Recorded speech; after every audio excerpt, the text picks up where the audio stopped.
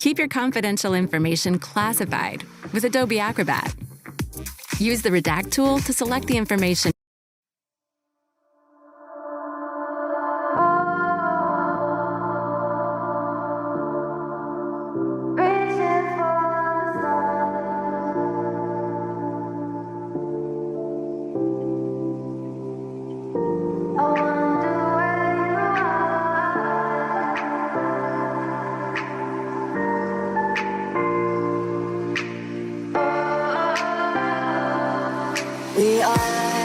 We are dreaming in the dark. We are nothing more than dust.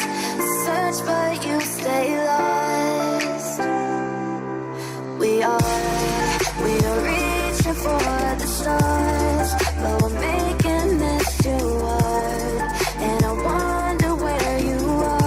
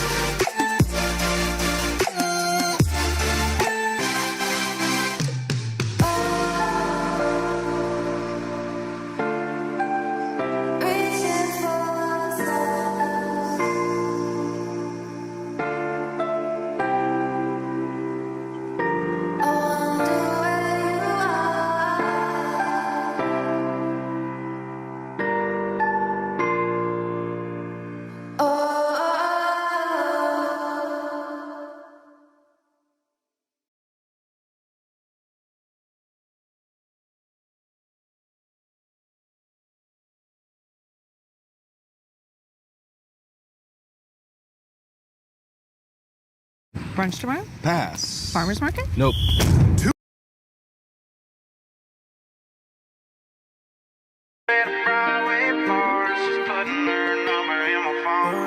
Girls alone. 2 Bud Lights deep, and she's saying things she don't mean it, no. I met her down at Aldi's. She said that she saw me walking in about a mile away. Bean just had to take her phone, and I just took her smile away. She said I'm too drunk and crazy. She don't like the way I dance. I said you don't have to join, and she said she'd take a chance.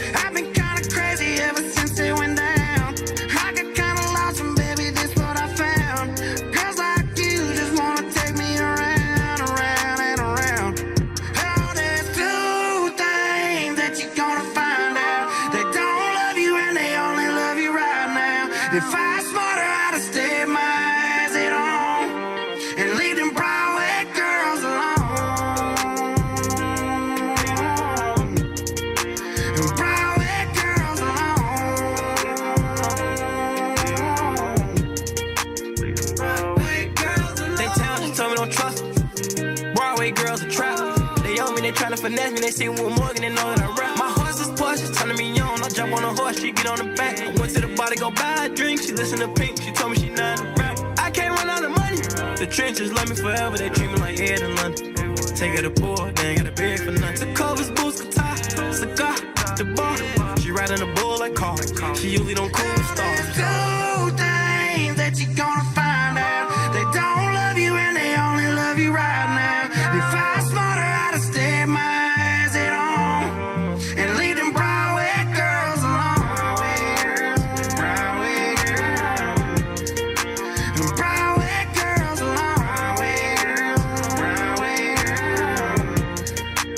Broadway girls alone. Think I ought to settle down and find me something I could take back to my hometown.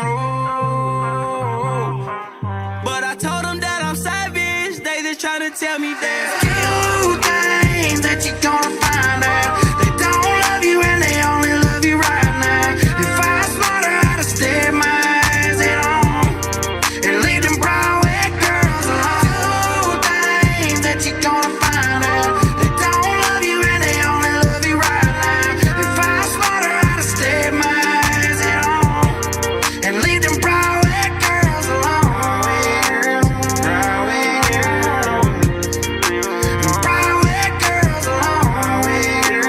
Broadway girls. Broadway girls alone. Broadway girls. No. Broadway girls alone. No. Broadway girls. Broadway girls. Broadway girls alone.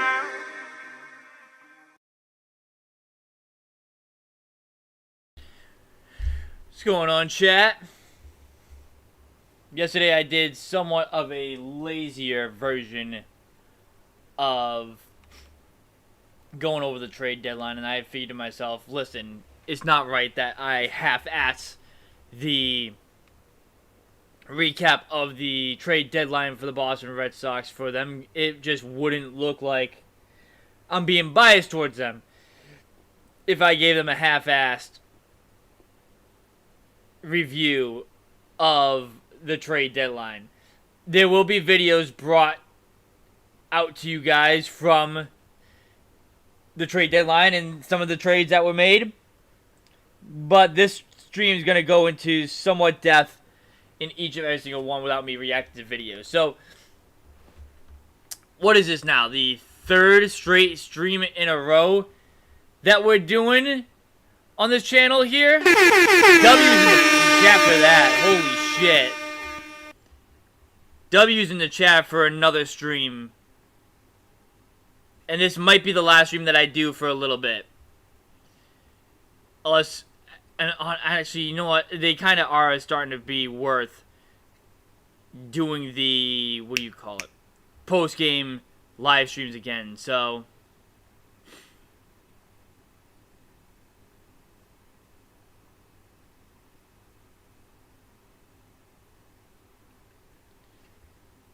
they are worth doing. They're starting to get work to do the post-series live streams again. So we'll be getting on that topic eventually. But let's start off talking about some of the trades. I feel like I don't have to talk about the Curtis Mead trade. I feel like that trade I have discussed a little bit now, and that was well before the trade deadline. So I feel like for that trade in specific, I don't need to really go into. I'm going to strictly talk about the trade deadline day trades that the Red Sox made.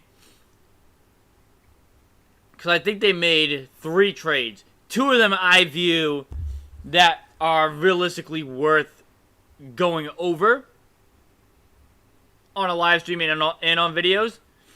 So we will talk about some of those trades. the first trade that I think we should discuss is the Adley Rutschman trade. That's the first trade that I look at and I say, like, hey, that's the biggest one. For me, that is the biggest trade out of all the trades that were made by the Red Sox 2 days ago. So, let me pull up the trade right now for you guys so we can go into further details as to discussing it.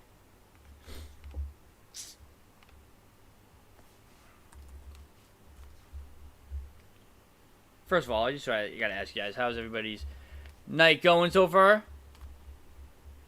And hopefully every single one of you guys are doing pretty well out there.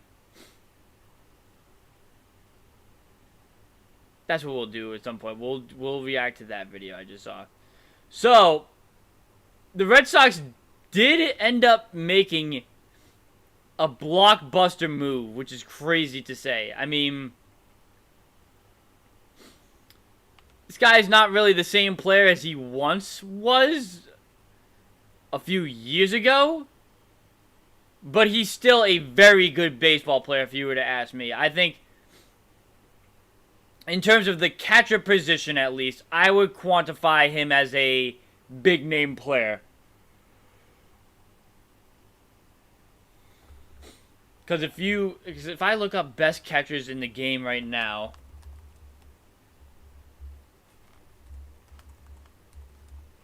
best catchers in the MLB.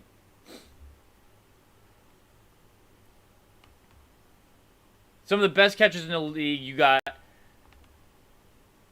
Cal Riley, you have Will Smith, you have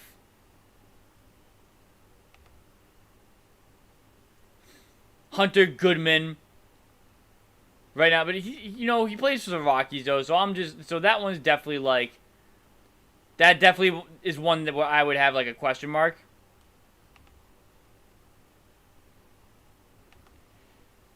Liam Hicks, you have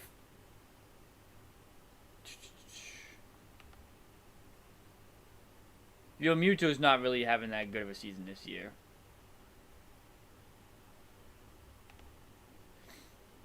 Cal Riley has taken a dip. Holy shit, that's kind of crazy. Bangaliers, before he got hurt, was a big name catcher. William Contreras, I mean, I don't know about that one either. I mean, I guess if I'm putting this guy into the category, then I guess you would consider him a big time catcher.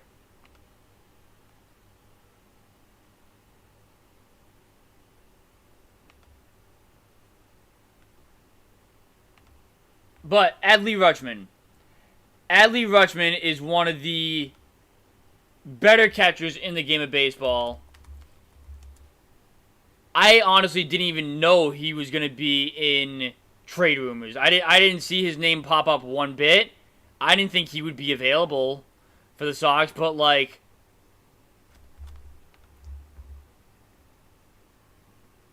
got me. They got me fooled. I'll keep it a buck. And he was looking like, before he got hurt, that he was returning to his old form. Like, he's played 67 games so far. He has 8 home runs, 47 RBI. He has 19 doubles. He has an OPS of 764, a slugging of 433. So, like, he was starting to turn things around back to his old form before he got hurt.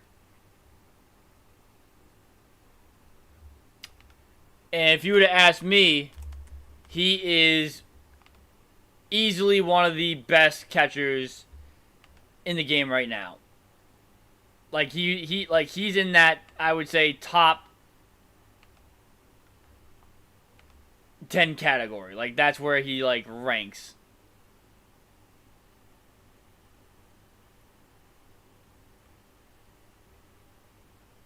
I would probably have him like 8th best catcher in the league, somewhere around there. That's where I would have ranked him.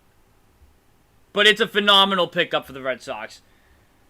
I know a lot of people are sitting here telling me, like, hey, they really overpaid for this guy with the prospects that they gave up and everything like that.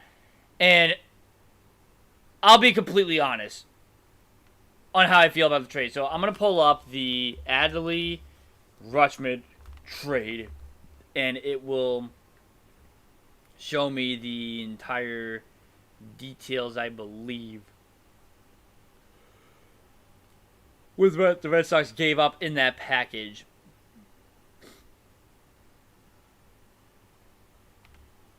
Because honestly, when I did see the news that they got Rutschman, I was shocked. I was shocked with the news.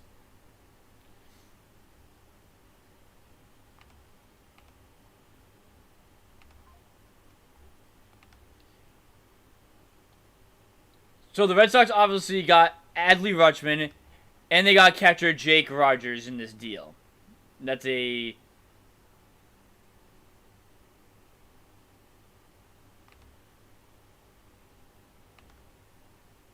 That's probably like a back end type catcher. I want to take a look at his stats real quick. Yeah, he's definitely like more of a backup. Maybe he might even be like a AAA catcher at this point. Like, he's definitely not somebody that would definitely do a big impact on this team. So the Red Sox ended up trading 3 out of their 5 top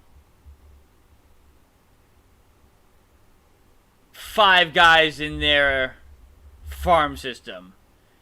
They traded Anthony Ianson, who was ranked 49th on MLB Pipeline's top 100 list, and Boston's number 2 ranked prospect. Baltimore is also getting Carlos Narvaez, right-handed pitcher Kyson Witherspoon, Endy Azakar, their number 5 prospect, and a player to be named later. A lot of people are saying that the Red Sox overpaid on this deal. And, like, I understand the logic as to why people are saying that they overpaid on this deal. I get why they're saying that. Now, would I have given up 3 out of my 5 in prospects, top 5 prospects in my farm system for Adley Rutschman? I mean, if I am getting 2023 Adley Rutschman, hell, if I'm even getting 2022 Adley, I don't know about 2022 Adley Rutschman. I think 2023 Adley Rutschman's more like in the ballpark here. Which, honestly, before he got injured, he was on pace to have a season like 2023. Which that would have entailed like probably like around 20 home runs, 80 RBIs, around there. Like he was lined up to have a 2023 season this year before he got hurt. So if I'm getting 2023 Adley Rutschman,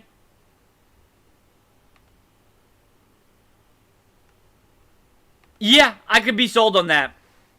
I could 100% be sold on the package that the Red Sox gave up for him, because if you're getting that kind of Adley Rutschman, that means you're getting arguably the best catcher in the game of baseball. And he's a good leader, great on the defensive end.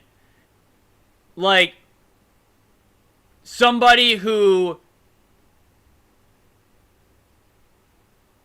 I would say is a 4-tool guy. So, like, if you're getting that Adley Rutschman, 100% I would give up the package that you gave up.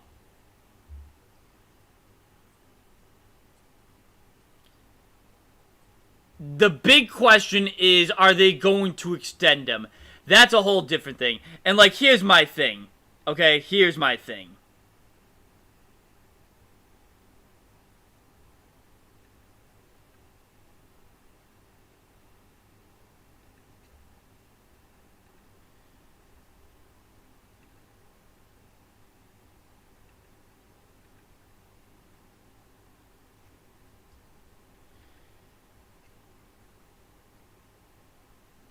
prospects are like suspects at the end of the day. That's what I'm really trying to get at to you guys.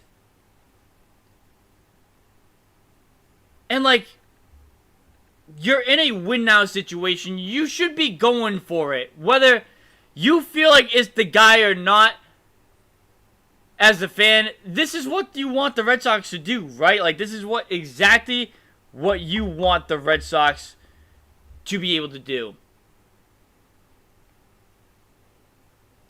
The question is, will they keep maintaining this? And by that, I mean, like, are they going to extend them? Because trading for these guys is the easy part, right? Like, it costs you little to no money to do. Like, I saw a video today where I think the Red Sox only added, like, roughly $3 million to their payroll after the trade deadline ended. So, like, they added only $3 million to their payroll, which is, to them, is not much. That's not much salary you're adding to the team. My big part is maintaining them. Is maintaining these players, these good, talented players, paying them what they are worth, and building yourselves a championship contender.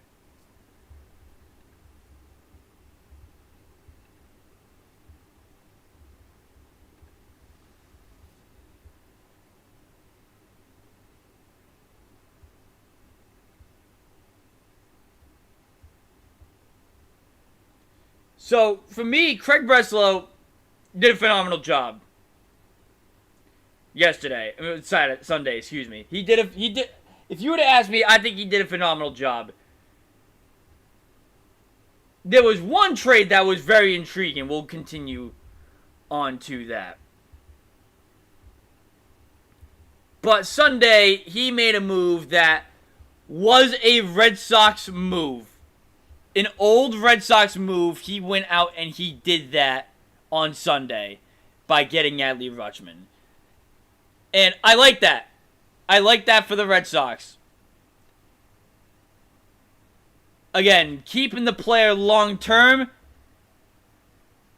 is a whole different discussion.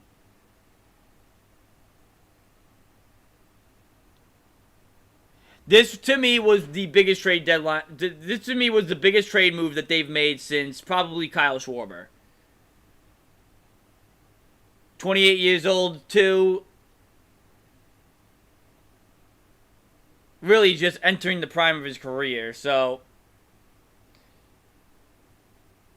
they feel like they can fix him. He kind of reminds me of like a Jared Saltalamacchia. Like, that's the kind of talent that he has. And listen, Jared Saltalamacchia was a very good catcher. He was a phenomenal catcher for the Red Sox.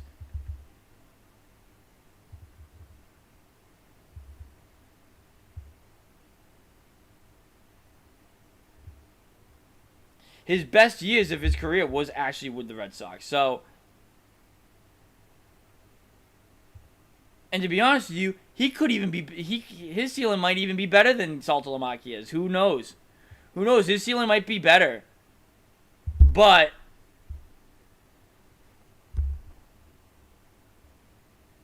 well, I mean, his ceiling is better. Like, if you really wanted to go look at the numbers, these two numbers right here, like from that season, like his numbers, like he definitely does seem like the type of person where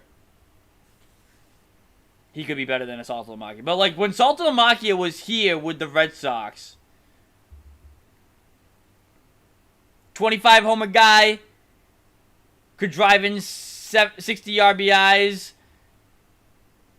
Like, honestly, I'm looking at the numbers when he was with Boston. I thought he did a lot. I thought he was a lot better than what he was, honestly. So, like, I could even be off with his ceiling. Like, the kind of player I could see him being. I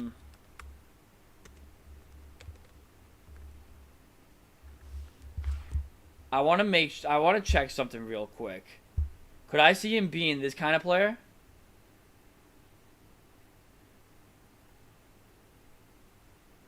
Yeah.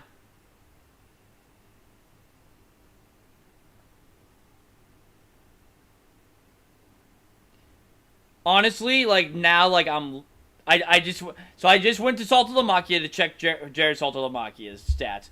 Then I went to go check another catcher's stats that used to play for the Boston Red Sox, and I think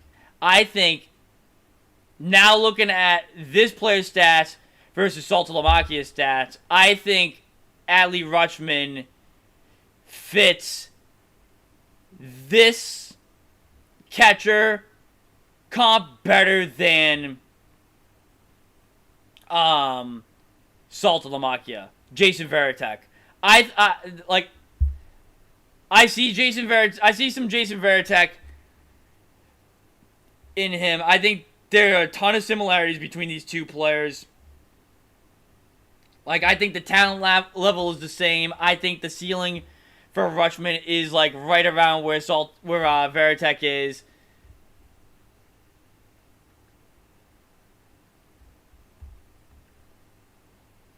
Good player. I mean, Rutschman's a good player. And for me, I don't care about the prospect that they really gave up, because here's what I'm going to say about the prospects that they gave up. So you gave up Anthony Ianson, who throws 100 miles per hour in Double-A. And he looks like he's going to be a really good pitcher. Okay, cool, fine. Whatever.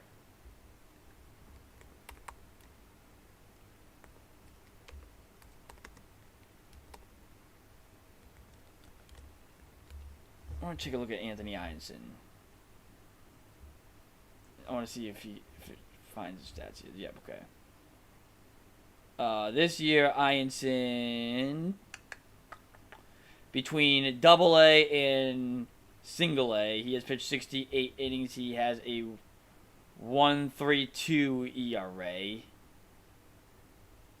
a .89 whip, which is nice. His fastball is electric. I do know that for a fact.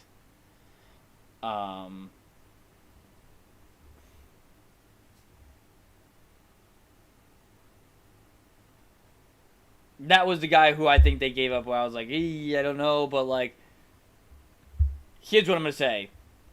Right now, the Boston Red Sox starting rotation is kind of set, right? Like, I would say the Red Sox rotation is set for now and the future. The only one where you can, like, legit tell me, like, oh, I don't know how long he's going to be here for, would be Sonny Gray, because he's 37 years old. So it's like, yeah, I can understand you on that. Like, I get that. But you got Ranger Suarez for a while. You got Garrett Crochet here for a while. You got Peyton Tolley. You have Jake Bennett.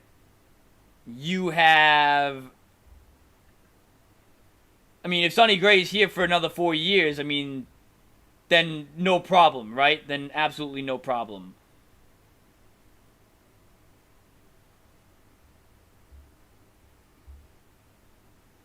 I feel like I'm blanking on somebody else that the Red Sox have.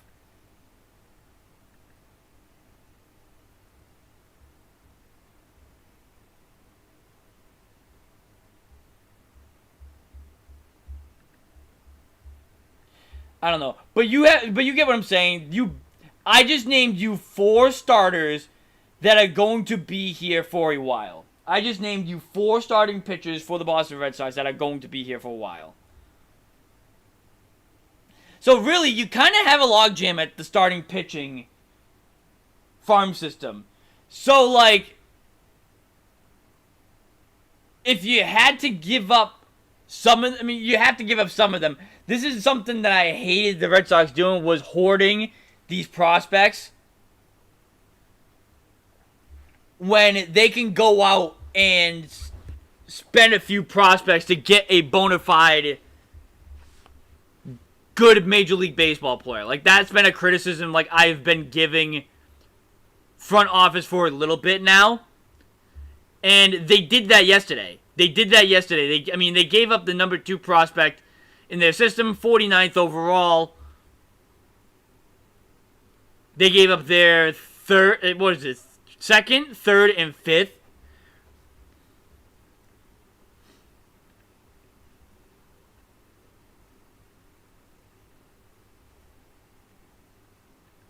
So they rolled the dice a little bit. And, like, I honestly like the fact that they rolled the dice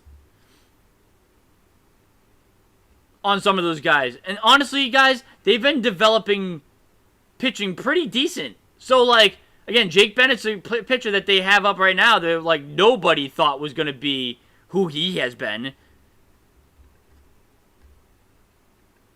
So they have faith that they can develop starting pitching, and they can go out and spend a couple of them on a proven guy. So in that aspect, I say, yeah, go for it. I mean, if we look at the guys that were moved on Sunday, which we're going to do, actually, you know what we'll do? We'll react to Draftnik Mark's video where he grades every single trade that was made at the deadline.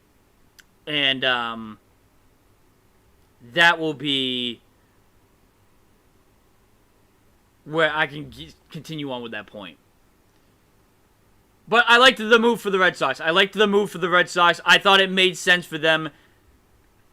For Baltimore, I mean, that really sucks for Orioles fans because, like, they went on a selling rampage on Sunday and, like, Rutschman was a part of their rebuild. So it's just like when they sold on Rutschman, they sold on a lot of those guys. Just like more so, what are they doing? And again, it looks like they're not really taking the short term seriously.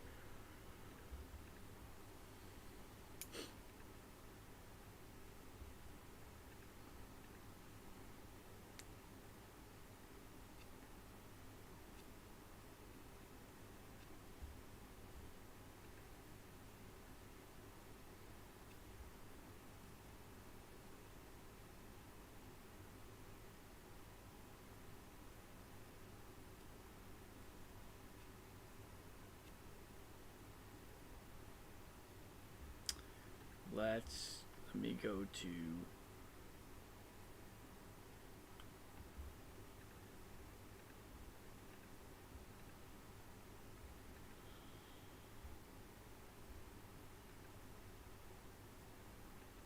actually, you know what? I'll just pull up the video and then we'll go into the second trade that I feel like deserves to be talked.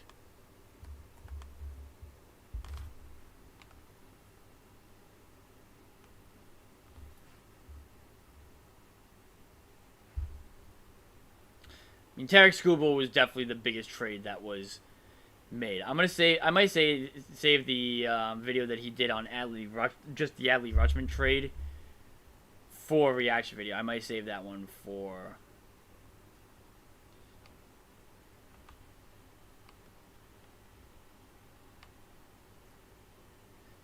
that. I mean, the two only videos that he really did on trades is Adley Rutschman and Tarek Skubal. So, like, those two, I think, were probably the biggest trades that were made at the deadline. I think those two names were the biggest trade pieces that were traded at the deadline. I mean, how could I not look at it that way? You know what I mean? But, I mean, I liked the move for the Sox. I mean, you didn't give up Arias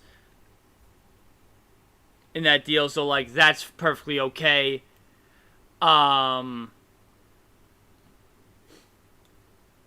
You gave up prospects where you were able to have wiggle room spending. And, like, where the Red Sox won 15 straight games. Well, the Red Sox won 15 straight games. They got themselves back into it. They won again tonight. They played a phenomenal game there. They had to buy, right? Like, they had to go out and make a big splash. If they didn't make a big splash, like, that would have been clear as day obvious that they don't give a shit. You know what I mean? So, like, again, I like the fact that they went and did a trade. Like, a big trade like that. And, like, did they overpay? I mean, maybe they did overpay on the prospects. That could be true, but I don't care if they overpaid, which overpaying doesn't mean you lost the trade. Overpaying does not mean that you didn't make yourselves better. It just means, like, you spent a lot on a deal. And I think the Red Sox got better, much better, because of that one deal. I think they got better on another deal, too, that they made on Sunday. And that is trading Marcelo Meyer for a lefty relief pitcher. I gotta go find his name right now. Screwball got the loss? Jesus Christ. Dodgers are going crazy.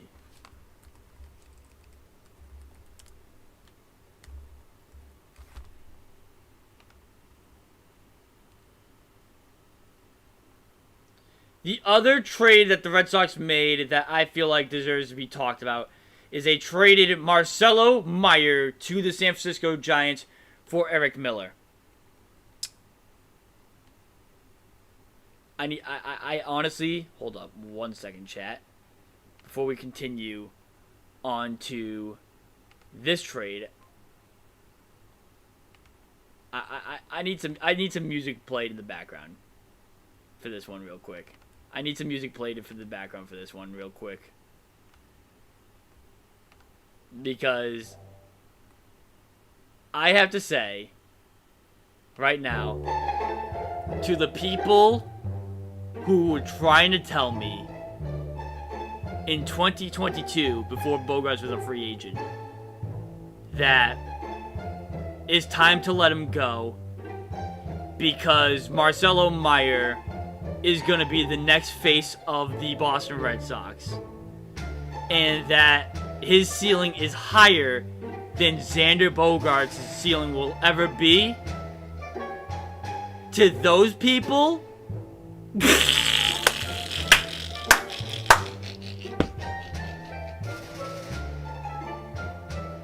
and listen, I knew that Marcelo Meyer wasn't gonna pan out just based off of how I saw him, like, how he acted. You know what I mean? Like, I saw how, like, he looked, how he presented himself, and he just has that look. You know, like, he has that look where, like, he's just getting handed like, he's the type of guy that expects to get handed everything. And, just full of himself in his head. And I knew from day one that, one, he's overrated. I knew that since day one. The second thing I knew was that it wasn't going to last with him. I just knew it wasn't going to last. And when I saw the tweet that he got traded, and he got traded for a reliever, I went, Jesus. Oh my God. Bust. Fucking bust. That was one of your big three prospects. And you traded... So here's what I'll say, okay? Do I think they should have gave him up for a reliever? No. I think you should have traded him in the offseason for Ketel Marte.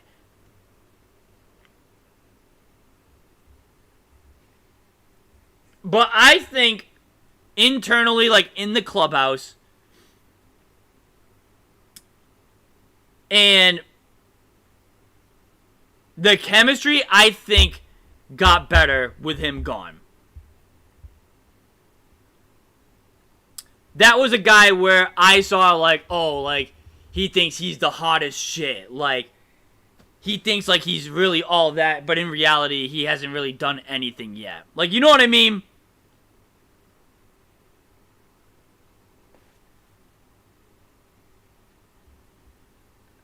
That's how I viewed Marcelo Meyer. And, like, you could tell by how he looks, like, that's the kind of guy he is.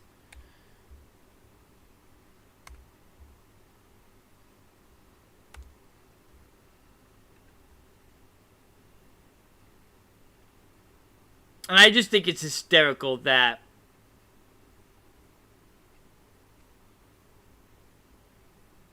two seasons and you're already done with him. Like, he had to go. He had to go. What can I say? He had to go. I was done with Marcelo Meyer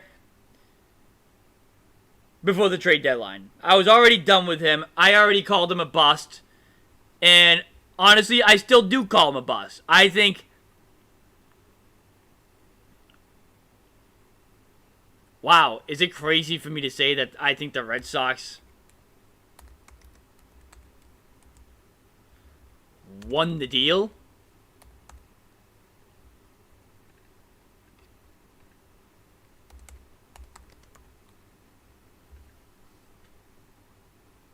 Is it the best player that I think you could have gotten for him? No, I think Marte would have been the guy you could have gotten for him.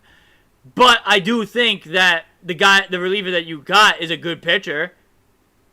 I mean, he throws what? He throws like 100.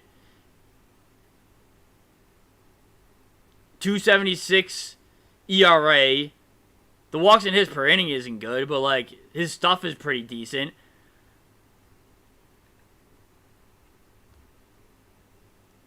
And like Marcel, I think you had to let him go. I think he wasn't good for Roman Anthony. I think he wasn't. His head just wasn't into baseball. I still feel that way about him. I think he doesn't really care about the game of baseball. And like because he is a baseball player, and like he is, looked at as one of the top prospects at one point. He was looked at as a rising superstar, whatever. I think he's one of those guys where I think the fame is getting to him. Like his ego is like up to here, when in reality he's down here. Like, you get what I'm saying?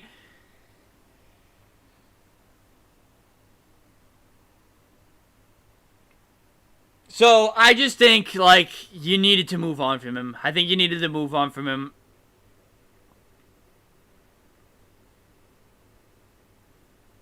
I wasn't a believer of him before Bogaerts left for San Diego. I'm not a believer in him now. Wasn't a believer of him, really. I should say when he got called up, but, like, I guess in a way, like, he did somewhat show something, I guess, in the minor leagues. But then again, it's like,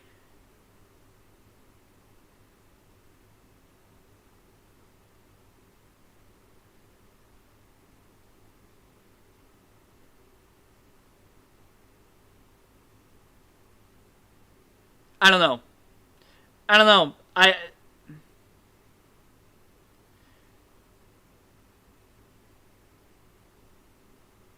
Injury-prone type player too. Like, I was done with him. Yeah, I was over it. I was over it, and like,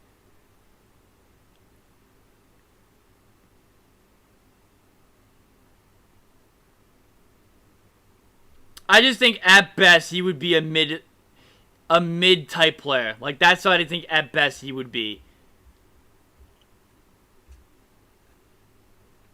So I think they have failed on the young guys already. And like, this is the start of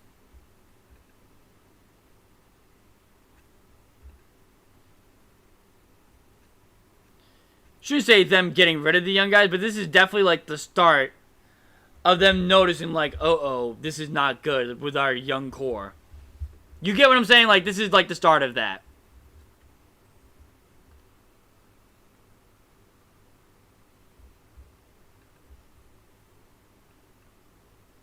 I think for Roman Anthony's case, I know that's that's one of his best friends or whatever, but, like, I think in the long term, that trade is going to help him. I think in the long term, that trade is going to help him get how do I word this?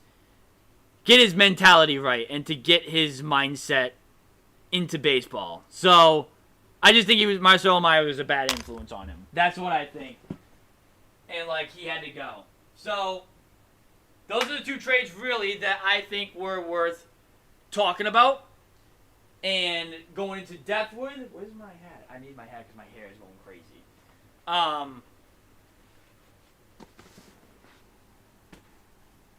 So now we'll go on to Draft Nick Mark's video and talk about it.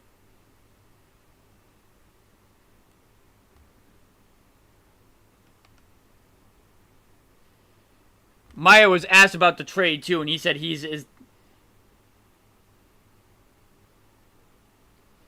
is good to be having the trade and the change of scenery out west. He's excited about the new opportunity instead of being bitter about the lack of a long leash in Boston.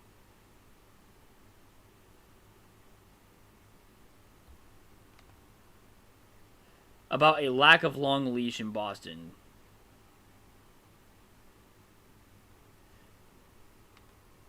So I read that comment,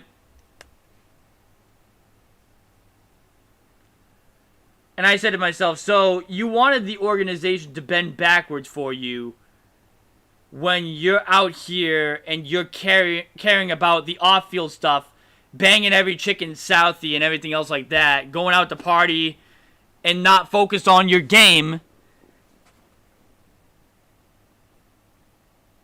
But you want the Red Sox to give you a little bit of leeway instead of being he's excited about the new opportunity instead of being bitter about a lack of a long leash in Boston. What the fuck have you done to deserve that?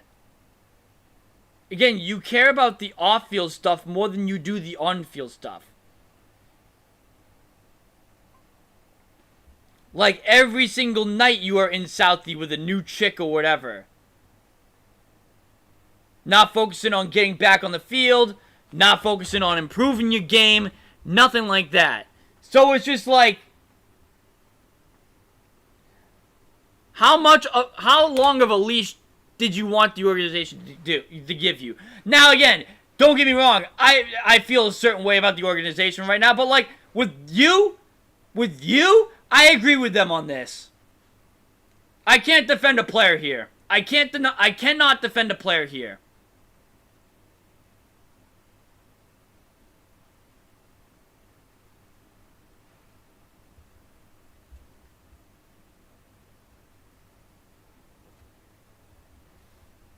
That comment he made it made no sense to me. Made zero sense. Goodbye. See ya.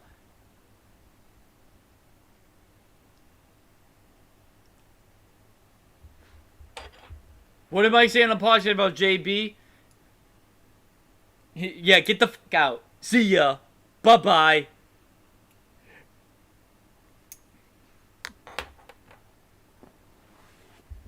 Have fun with having dinner with every new chick at McCovey Cove, like outside of the ballpark. Because if this is how you're going to be, if this is how you are going to be, your career is going to be cut short. You'll be watching from outside of the stadium at some point. Very soon. Having a dinner by the right field brick wall over there, like outside of the stadium, where like they probably have like picnic tables or whatever. You have a nice little picnic, looking at McCovey Cove, watching the baseball splash into the ocean.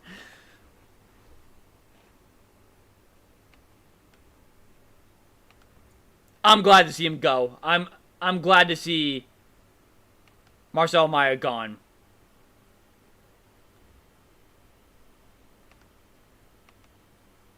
It was time for him to get it. It was time to get him the hell out of here. I was done with it. I was over it. And honestly, if Roman Anthony keeps going too, if he's got the same mindset, send him along too somewhere. The Red Sox are doing just fine with how they are currently constructed. And, the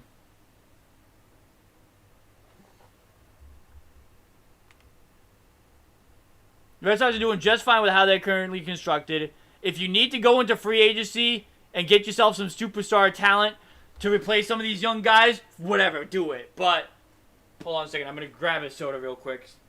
I'm gonna be right back. Oh, he said take out it. That's what it was.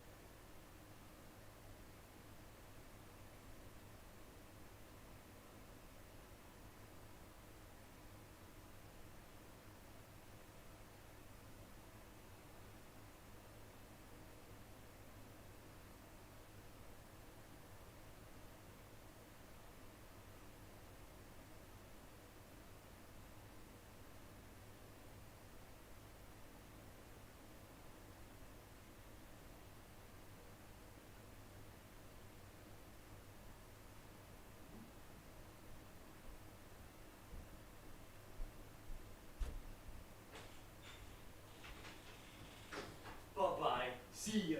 Take a hike. That's what Mike said. Oh, it's my fucking what's it called upstairs. Damn it, my cup is upstairs.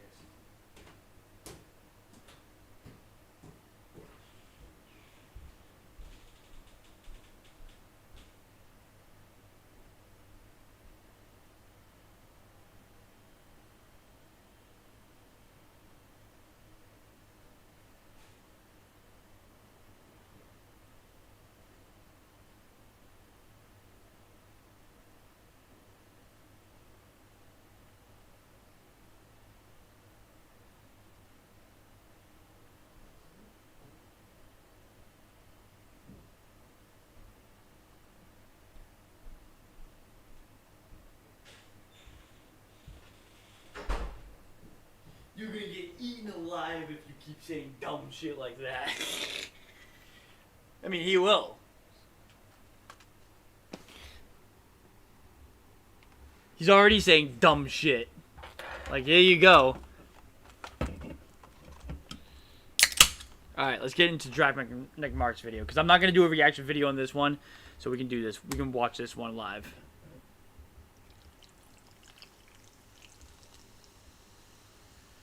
Trade deadline is over, which means it's time for me to give my grades on every single team's trade deadline moves. Of course, a ton of work goes into I wonder if he's this going to video, talk so about if you Curtis guys do Mead. enjoy it, make sure you are subscribed to my channel so you don't miss out on any of the baseball content coming at you. And let me know in the comment section down below, who do you think had the best MLB trade deadline? But first, I want to give a quick shout out to today's sponsor, SeatGeek. The trade deadline has come and gone with Best team that had a team that had the best trade deadline, unfortunately, you got to say the Dodgers, right?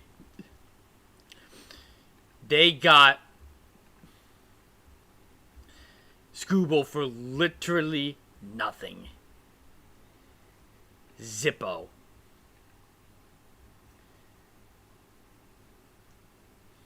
I mean, that's my that's my deadline winners, of course. which means your favorite team has new players. So you're going to want to go to games and see them make their debut. So, okay, are we? So here's my question to you guys, chat. Are we talking about, like, top 5 winners, or are we talking about, like, a winner? Like, one specific winner? My top 5 winners of the deadline, okay. Dodgers. I actually think San Diego were a winner of this trade deadline. They got Robbie Ray. They got Miz. Who else? So wait, Padres deadline moves. They got Casey Miz,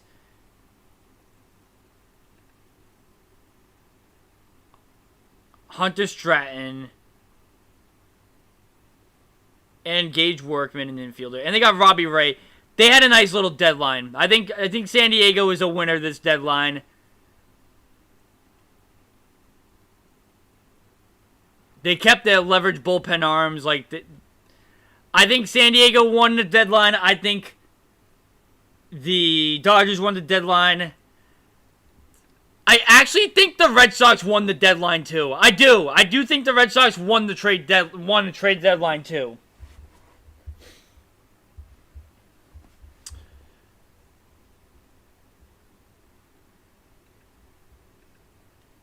Again, there were a ton of moves, so like this video is gonna help me refresh some of the moves that they made.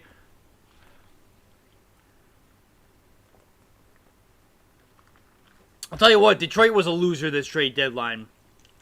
The Tigers were a loser this trade deadline, and I think Minnesota was a loser this trade deadline too. I think. Oh, they got a relief pitcher, I believe. Use my code Giraffe10 to get 10% off your first purchase of MLB tickets. There's also over 7 SeatGeek, of course. Dot on them. Still waiting for my promo code SeatGeek. Mead. They also brought in. Start off with the on SeatGeek. Thank you to SeatGeek for sponsoring today's video. Now let's get back to it. Let's get started off with. He's trading the teams. Okay, got it. Red Sox. Red Sox additions: Adley Rutschman, Curtis Mead, Eric Miller, Eli White. I think was the deal that was a part of. Tyler Uberstein or whatever.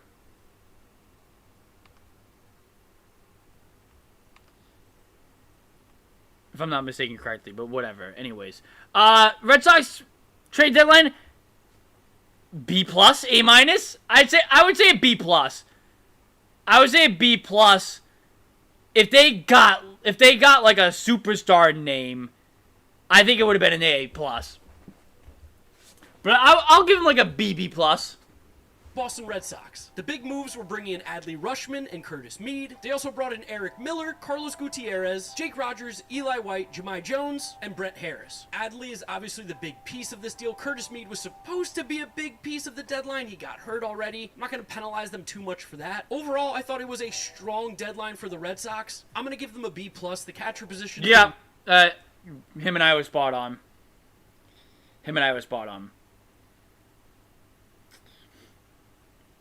I think you could have did better than Curtis Mead, especially for Connolly early. I think you could have did better there. Rutschman, that one's an overpay, but that one I actually don't mind the overpay. Like, okay, so you guys get what I'm saying with the Curtis Mead deal. Like, if you added Connolly early, and it.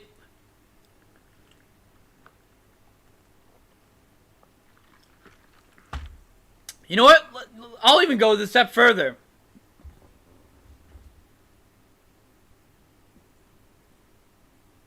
Let's say, for example, instead of Ianson, it was Connolly early. I would have loved that for the Sox still. I still would have loved it.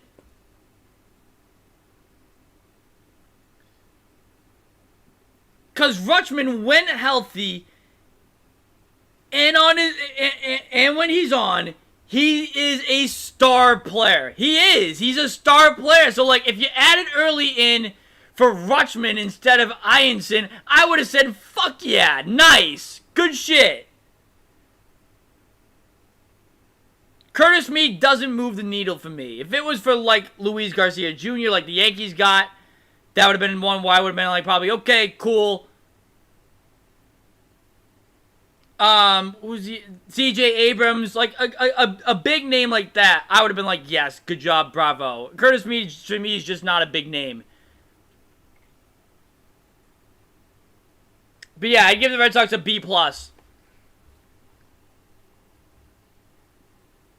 I agree with really them. Weak for them.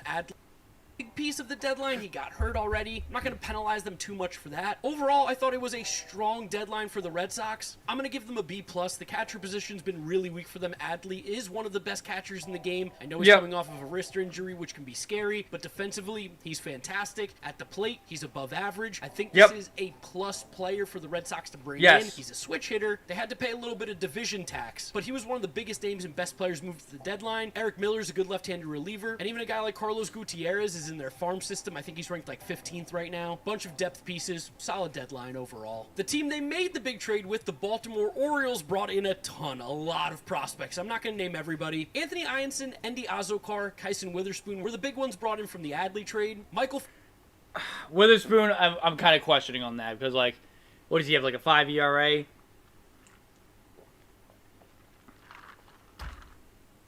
I didn't mind Azokar in there. I didn't mind Witherspoon. I didn't mind Narvaez even in that deal.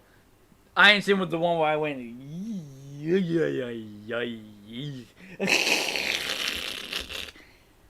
that's the one where I looked at it and I went, okay, that's where the overpay comes in. But again, like, for me, it's worth the risk because it's like your starting pitching right now is kind of set. So, like, your pitching prospects are, like, in a logjam, technically. So, like, again, I was still fine with it. Before it came back from the Rays in the Tyler Wells trade, Jamnardo Reyes, I hope I'm pronouncing that right, came over in a trade. He's a good He gave the Red Sox a B+ for their deadline. I would agree with that. Filler-ish pieces. Honestly, just on the Adley Rutschman trade alone, I'm going to give the Orioles an A+. They got immense value for Adley on the market. Ianson is one of the 5 best pitching prospects in all of baseball. This is a future ace, one of the best arms in the minor leagues. I absolutely love him. Endy Azokar is one of the fastest risers in the minor leagues this year. There's some serious helium behind a 19-year-old hitting for power like he does who might be able to play center field. Kyson Witherspoon, former first-round pick last year, taken ahead of Ianson. The numbers haven't been great, but the stuff is still really good. And then even bringing back Michael Ferret, who's been great with the Rays. He seems like he's going to be a major league starter. And Jamnardo Reyes is kind of their lottery ticket. I thought it was a really good deadline for the Orioles. They could have done more, but just simply on the return for Adley alone, I absolutely love it, which is crazy. I'll give it an A+. Next up, we got the Philadelphia Phillies, who were kind of active. They attacked their weak They probably have spots. a C. On the offensive side, they brought in Colby Thomas and Luis Arias. And then on the pitching side, we see Brooks Raley and Caleb Killian helping out that bullpen, which does need some help. Arias is obviously the big player that's moved here. He's going to go to second base, which then moves Stott to third. Alec Boehm's going to play first, and Bryce Harper is going back to the outfield. Phillies don't get to see that very often. I think it was a decent deadline for the Phillies. It wasn't one of the best, but it was by no means one of the worst. Luis Arias should definitely help out this team, even though they still don't really have a good right-handed bat besides Trey Turner. He played good defense at second base. He's having a really good season. Raley and Killian are solid arms to not be the main guys in that bullpen, but Raley helps out the lefties. Killian has a bunch of control. I gave the Phillies a B. I expected more, but it was still a good deadline for them. The San Francisco Giants were quite active as sellers. Ramon Marquez, Marty Gare, Miguel Mendez, and Joniel Hernandez, Henry Lillane and Caden Kent, and then they also got Marcelo Meyer and Anthony Molina. Honestly, I think the Giants had a good deadline. As sellers, they did one of the best jobs this deadline. Marcelo Meyer was bad with the Red Sox, but I think it's worth a shot if you're the Giants. Anthony Molina throws heat out of the pen. Ramon Marquez is a fringe top 100 prospect, a guy who might even make it into those lists soon. The stuff's looked really good as a pitcher. Miguel Mendez also has good stuff. Joniel Hernandez is flashing in the top 20 in their org. Henry Lillane, a really solid prospect from the Yankees, and even Caden Kent, Jeff Kent's son. I love the moves that they made. I gave them a B+ because it's difficult for a seller to get into that A, and no dominant for sure top 100 guy just leaves him slightly out of it, but I think they did really well. For the San Diego Padres, they were buyers. They didn't do much selling. They brought in Robbie Ray, Casey Mize, and Gage Workman.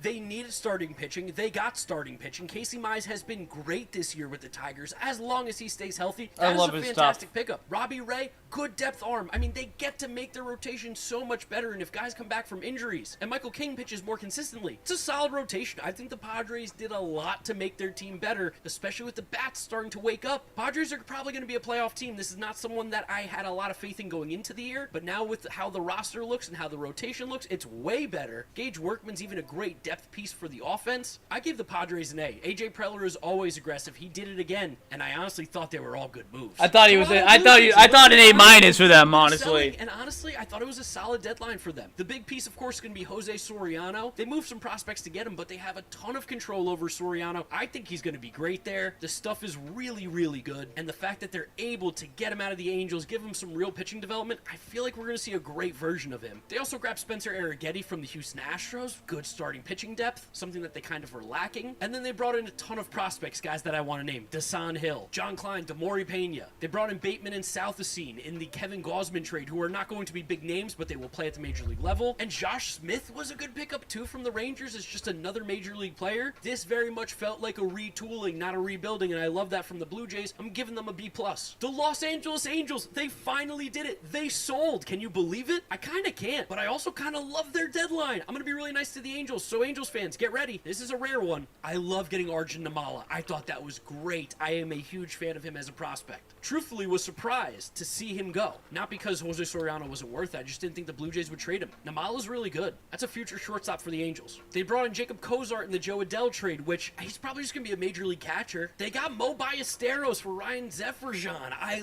love that trade. Mo Ballesteros rakes. Even Nacho Alvarez, Major League Baseball player. Like, I thought the Angels did really well. And call me crazy, but just on Mo Ballesteros and Arjun Namala alone, this is an A deadline for me. Well done. They should have been selling for years. Let's talk about the Detroit Tigers. Okay, so, like, I think there's two things to mention here. One, they got good players back. I like Cash Mayfield. Jackson Wolf is all right. Zaire Hope's obviously good. River Ryan's going to be good. Brady Smith seems solid. It's just a weird spot where I wanted them to get more for Tarek Skubal, and they didn't, but they also still did get a decent bit, and we saw the market. It was kind of relatively fair-ish based on what the market was doing. I think Cash Mayfield for Casey Mize was a really nice pickup. I'm a big Cash Mayfield guy. Overall, because the Tigers didn't fully sell, but they also did, but then also, like, they're kind of still in it, and they could have actually been buyers and made the playoffs this year because the American League's so weak. I'm giving them a C+. It's more so just about that this Tigers front office drives me insane. Scott Harris. I was gonna say again. D+. I don't fully always love their deadlines, and I might be wrong, and this might be crazy. They got a nice chunk back for Skubal. It wasn't the most possible, and I thought that they lost a lot of leverage trading him early, which is partially for the C+, but yes, they got good players. I just expected more. So this is expectation versus reality why they're a C+. New York Yankees, pretty quiet, but I feel like the moves that they made were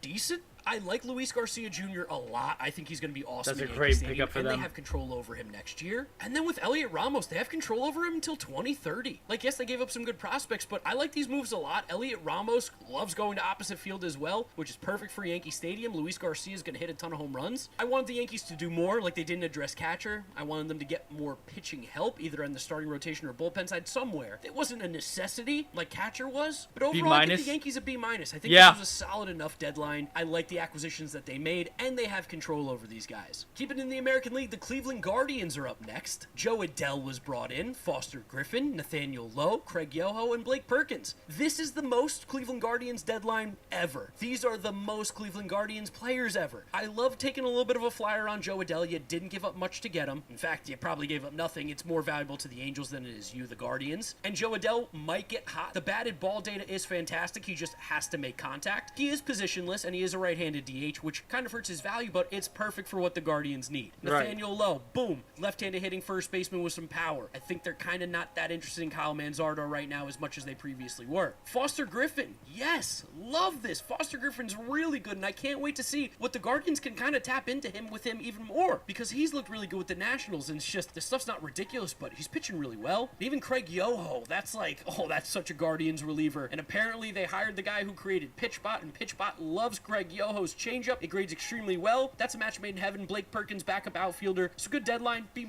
Seattle Mariners, Jerry Dipoto, a little bit quiet. They went out and got Taylor Ward. Okay, I like that. And then they traded Luis Castillo and they brought in Sir Anthony Dominguez, Nolan Jones, and Boston Smith. I think overall it's not bad, but C+. The Mariners are just, they're driving me insane. I feel like they could have done more bullpen. I feel like they could have gotten more impact bats. Taylor Ward's good.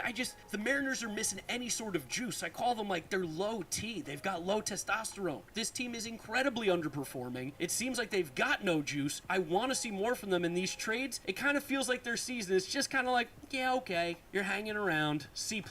The Chicago Cubs were active. They brought in a lot of players. Clay Holmes and Tyrone They Taylor were a from the winner New York too, I Mets, think. Braxton Garrett from the Marlins, Ryan Zefferhan from the Angels, Kevin Gausman from the Blue Jays was the big name, and then they even got Aaron Savali a couple weeks ago. I love the addition of Clay Holmes. I think he's going to do incredible with that peak Cubs defense behind him. Ground ball pitcher, he's been great. Coming back from the injury, he's going to be fine. Tyrone Taylor's low-key been swinging the bat great. Incredible pickup for defense and also a bench bat. Kevin Gausman feels like a really good piece, and they gave up nothing, so that was a good move. Braxton Garrett, I don't particularly care about. Zefferhan, I like him out of the pen. He throws really hard. Same thing with Savali. It's like he's just a depth guy like Garrett, just in case. I can't give the Cubs an A, but it's about as close as it can be. So I'm going to give the Cubs a B+. I thought it was really good. Could have been better, but it was really good. Now for my favorite team, the New York Mets. They were the biggest sellers, arguably, this deadline. A lot of pieces out. Guys that they brought in, Jefferson Rojas, Sammy Stafura, Luke Gabrish, John Spikerman, Chase McDermott, Aiden Smith, Gary Gill-Hill, Emilian Petre, Billy Amick, Bruin Agbayani, like the list goes on and on. I named almost every single guy. The ones to take note of, Jefferson Rojas, top 100 prospect, might play shortstop, probably more so second base or third base from the Cubs system. Pretty good ball player. Sammy Stafura, big power, came from the Pirates org, grew up a Mets fan in the channel. Shout out Sammy. Pumped to have him on the New York Mets. This is so cool. Gary Gill-Hill, Aiden Smith, Emilian Petre, they came over in the Freddie Peralta trade. Those guys are intriguing for a bunch of different reasons. Petre, big contact guy. Aiden Smith, good power, really good athlete. And Gary Gill-Hill throws a ton of strikes, just needs to unlock that next level. That being said, I still don't think it was a particularly good deadline for the Mets. It also wasn't bad. C+.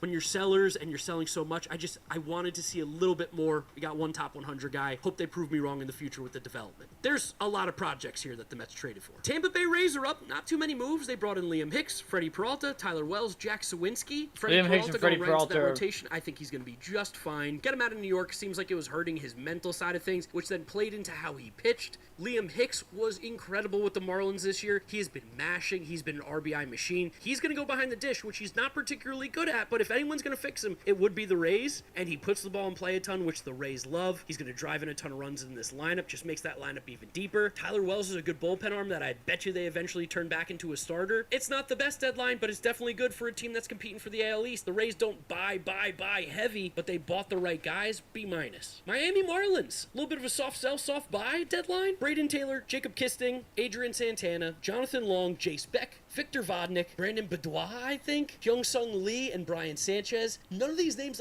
jump out to me. I'm sure Jonathan Long's going to be a good first baseman for the Marlins for the future. Braden Taylor, I think, will be a major league player, even though he's hit some hiccups in the minors with the Rays. Victor Vodnik's actually one of my favorite names that the Marlins brought in. He is going to be a significantly better reliever than he was in Colorado. The stuff's great. It's going to play even better, especially now going from Colorado to Miami. What a difference of pitching environments. He's going to a pitcher-friendly park from the least pitcher-friendly park. So I like the Victor Vodnik pickup. He'll eventually be flipped for someone down the line. We know it. We know what the Marlins are doing. Peter Bendix had the most Peter Bendix deadline. Get rid of guys you don't need. Bring in new guys who are eventually going to get traded for more guys. It's just, this is the Marlins machine now. It's going to be a C+ for me. I wish that they actually bought a little bit more as a team that's competing for a wild card spot, but I think they saw the writing on the wall. There's just better teams in front of them. It will still take a lot. Also, they're playing good. They didn't really get much worse with any of the trades they made either. Hicks was the big one, but I'm sure they'll fill in that gap no problem. C+.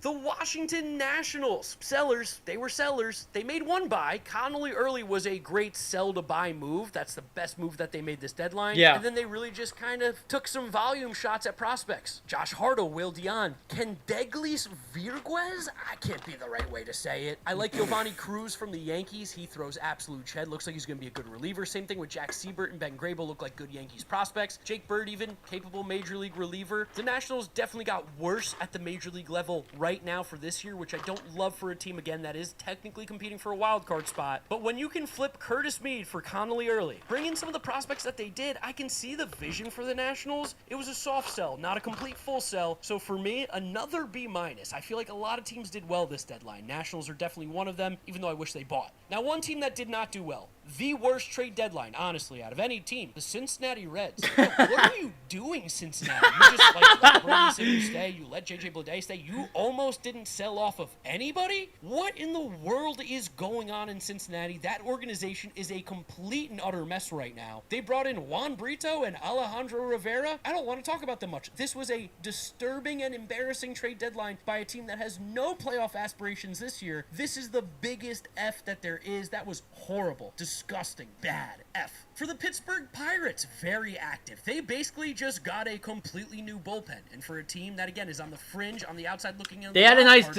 deadline thing too. too. Make sure that the games that they have leads in end up with the Pirates getting a win because their bullpen has been so bad at times this year. They brought in Luke Weaver from the Mets, love it. He's been lights out. Kirby Yates from the Angels, Lake Backer from the Marlins, Camilo Doval from the Yankees, even like some pieces like Ron Barnacho and Brandon Eisert earlier before deadline day. I really like what the Pirates did. I'm not gonna give it an A+ because still wasn't like the fullest buy, but they made their bullpen so much better than it was. And I think that these are good arms. Like, I still believe in Doval. It's crazy, but I still believe in him at some point. Luke Weaver's really good. He's going to be their closer. Kirby Yates is a good setup man. Backer's a good middle relief guy. I'm going to give the Pirates a B+.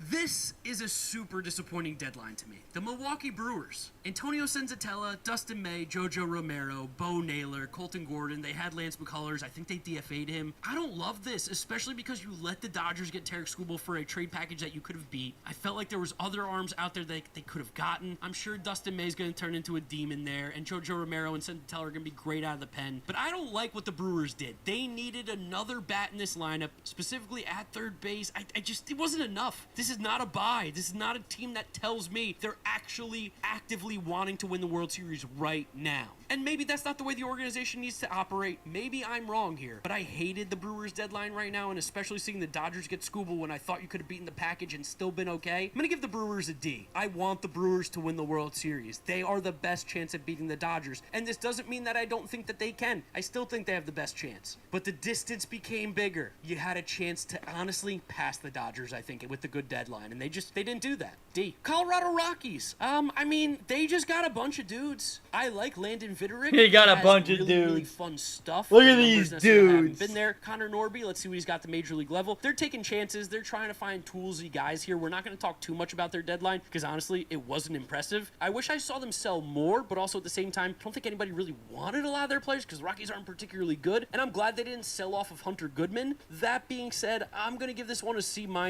There was pieces that I thought you'd move that you didn't, like Moniak or McCarthy, and none of the prospects brought in are like dynamite guys. So yeah, it's like fine. Another major W for sellers at the deadline has to be the St. Louis Cardinals. They got some of my favorite prospects in the entire trade deadline. The fact that they were able to get Alexander Frias and Josiah Ragsdale from the Milwaukee Brewers for 2 rental guys in Dustin May and JoJo Romero, chef's kiss. Alexander Frias is 18 years old and hit a ball 117 miles an hour. That might be a top 50 prospect in my rankings right now. He is disgusting. I can't believe the Cardinals got him in division for Dustin May and JoJo Romero. And then you throw on Josiah Ragsdale, who looks really good. This is another borderline top 100 prospect. Those 2 guys alone, A+ deadline for me. And then I remembered, oh yeah, you traded Lars Nootbaar and you brought in more prospects. Daniel Egan and Sandro Santana. I like Egan a lot. He's got good 3 pitches, and Santana's a fun piece as well. Like, Egan's good. I like Egan a lot. And Sandro Santana from the left side with a wipeout slider at 21, maybe probably a reliever, but still high upside. I think the Cardinals crushed it, A+. And what's crazy is I don't think this makes them that much worse. They have someone who could fill in for Dustin May. They have a million pitchers, and Caleb Ferguson is their fill-in for JoJo Romero as a left-handed reliever. They sold and bought. They made their system better. Incredible job by Chaim Bloom. Houston Astros brought in 3 players, and truthfully, they brought in 1 player, and that's going to be Dalton Varsho. They also brought in Max Martin and Jaden Fielder. I mean, like, what are we doing here, Astros? Pick a side. Sit or get off the fence. Dalton Varsho's better than what they've had. He's a good glove, but like at the plate, he's been okay. I think he'll probably play better in Houston because it's a very hitter-friendly park. But like, what? You're gonna like have these Jeremy Pena and Yordan Alvarez type seasons right now and not buy more? Again, I don't think the Astros are good. It seems like their front office doesn't either because they kind of did nothing at the deadline. This is super underwhelming. If you're an Astros fan, I totally get you feeling not great. I don't think it was bad, but I don't think it was good. C-. It's just underwhelming. Like, you technically improved, but at what cost? Like, it was just like, whatever. The Los Angeles Dodgers, A+. Put it simple, when you get Tarek Skubal, you're gonna get an A+. I don't particularly care about any of the other players, and you've heard me talk about the Tarek Skubal trade ad nauseum in my video on the channel. Big shout out to you guys, by the way. 100,000 views? What in the world? But like the rest of these guys, I don't particularly care. Like Seth Halverson, I love Seth Halverson. He's going to get big outs for the Dodgers down the stretch in the postseason. I know it. He throws 110 miles an hour, but you got Tarek Skubal. It's the best player moved at the deadline. It's not even close. A+, A+, A+. Kansas City Royals, tough for the Midwest. This deadline sucked. I think they brought in like one top 10 prospect to their system for a team that's not even close to making the playoffs. What in the world are the Royals doing? I know their roster doesn't have a lot of flexibility of guys that can't even be moved at the deadline. This was a disaster. An absolute F. Carlos Duran, Nolan Hoffman, Lucas Braun, Carter Holt, and Nate Pearson. Like, Duran might be a really nice reliever. Nate Pearson, we're still doing this? I don't know, man. I can't believe the Royals had this deadline. That's gonna, yeah, F. There's no thought about it. Minnesota Twins. A little bit of a soft buy. I kind of don't hate it. I definitely don't love it.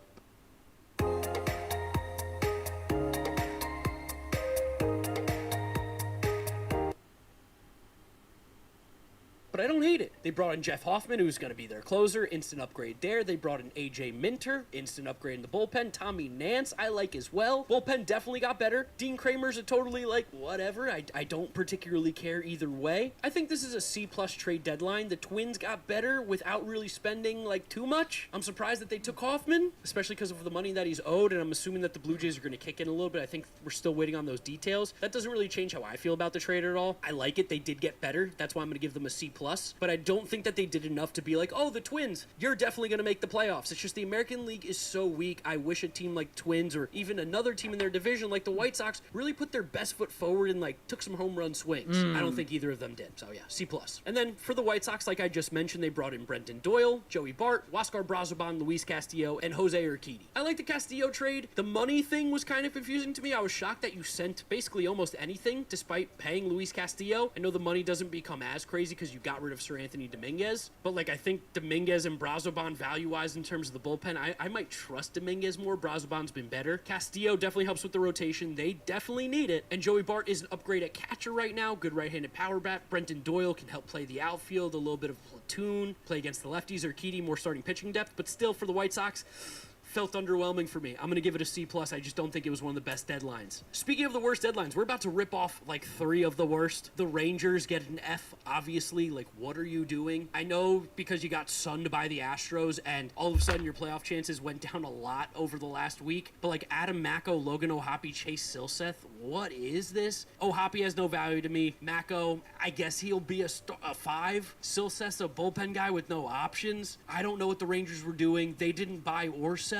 They were just like, hey, we're the Texas Rangers. F, I hate that. Make a decision. Do something. Either do something well or do something so poorly that you do it well. And they didn't do either of those. F, F, F. I get called a Rangers hater, but then you have a deadline like this and you have a team like you do. Like, I just don't care. Now, in terms of a buyer, this was a disgustingly bad deadline. The Braves get an F, and I think every Braves fan does agree with me. They kind of didn't do anything. The players that are going to make an impact, like Brent Suter, Tyler Molly, Lane Thomas, Bailey Falter, are we serious? Tyler Uberstein, like I kind of like, but that's the deadline, and a deadline that had starting pitchers moving for really not expensive prices at all. You went Molly and maybe Bailey Falter and Uberstein? Those are the guys to fill in this rotation that desperately needs guys to get miracle health back from injury, or the guys there to get much better?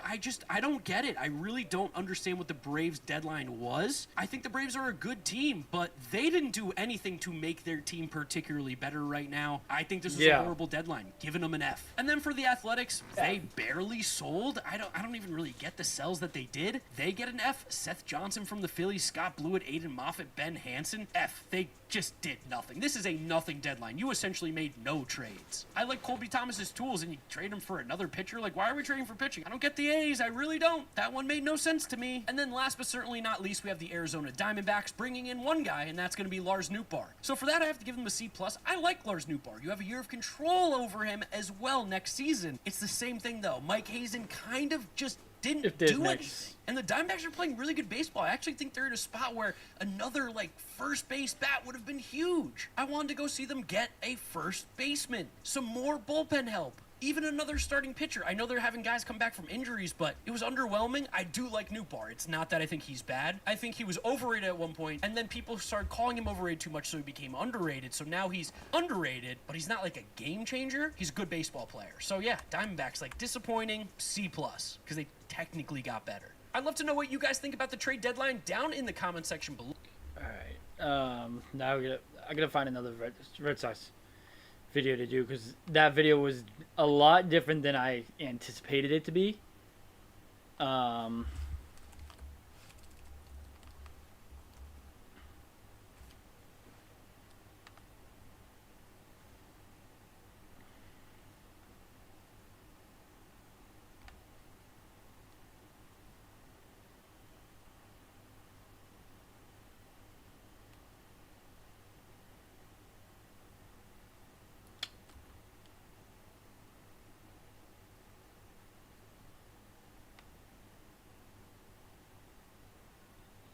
So I just saw a video that I am going to react to. You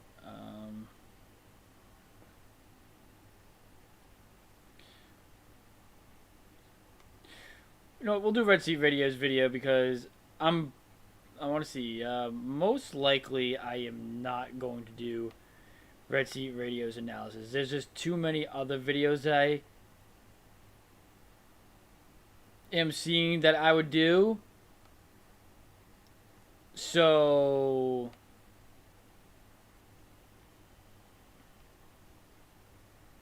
and I want to do a Red Seat Radio video every single time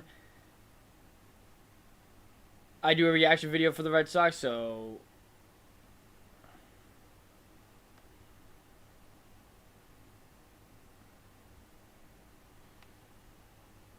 where is it? I just had it.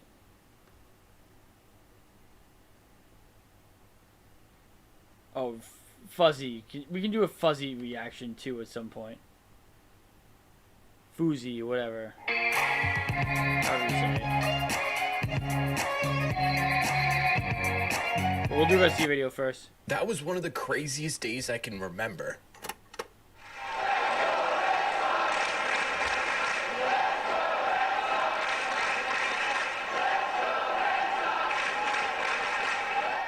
What is going on, everybody? Welcome back to Red Seat Radio. My name is Corbin, and thank you very much for clicking on this video. I feel kind of hungover today.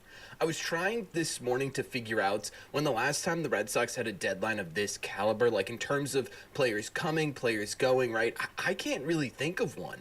Maybe 2016 Drew Pomeranz was a really good get for the Red Sox at that time, but like I don't think that compares to this deadline. It has been a while since.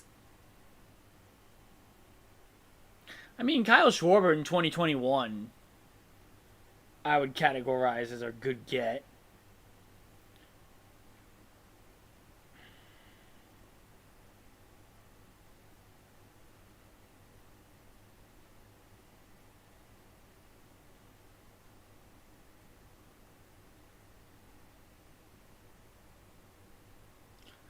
I forget, like, in terms of, like, oh, like a really good get, though. The Boston Red Sox have had this impactful of a deadline.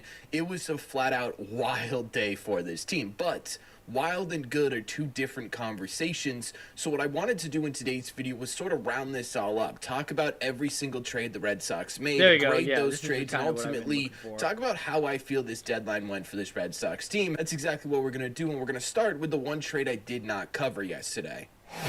The move I didn't talk about yesterday was the Red Sox trading Tyler Uberstein over to the Braves in exchange for outfielder Eli White. The reason I didn't talk about this one is because I wanted a little bit more context into why it was done, because this one's super weird to me. He doesn't have any options remaining, and the Red Sox now have 6 outfielders technically on their roster right now. I thought maybe at the time that this was going to set up a bigger outfielder type deal, but that didn't end up happening. Eli White is just simply joining the fold for this team for at least the foreseeable future. Breslow, and this is why I wanted the context, talked about why he picked him up and said it was because he's a super good defender, which is true. He is an extremely solid defender in the outfield, and he's extremely quick, which is also true. He's one of the fastest players in Major League Baseball, actually. Breslow's thoughts were, okay, he can give Cedon a breather when he needs it without sacrificing too much defense. I mean, realistically, no one's going to be Cedon Rafaela in center field, but I do kind of understand where he's coming from, where you don't really have a replacement in case Cedon needs a couple of days off, right? You've got Jarren Duran, who can play center field, but you also have him in left field right now, and he hasn't really played much center field this season, right? You don't know what that's going to look like. You have some previous experience, but he hasn't played in a minute. And then on the bench, Jahmai Jones certainly can't play center field, at least to a level that's adequate, and Masataka Yoshida can't do the same thing. So I get where he's coming from here. My big fear is that this is an indication that they're planning on playing Cedon on the infield because they did. Yeah.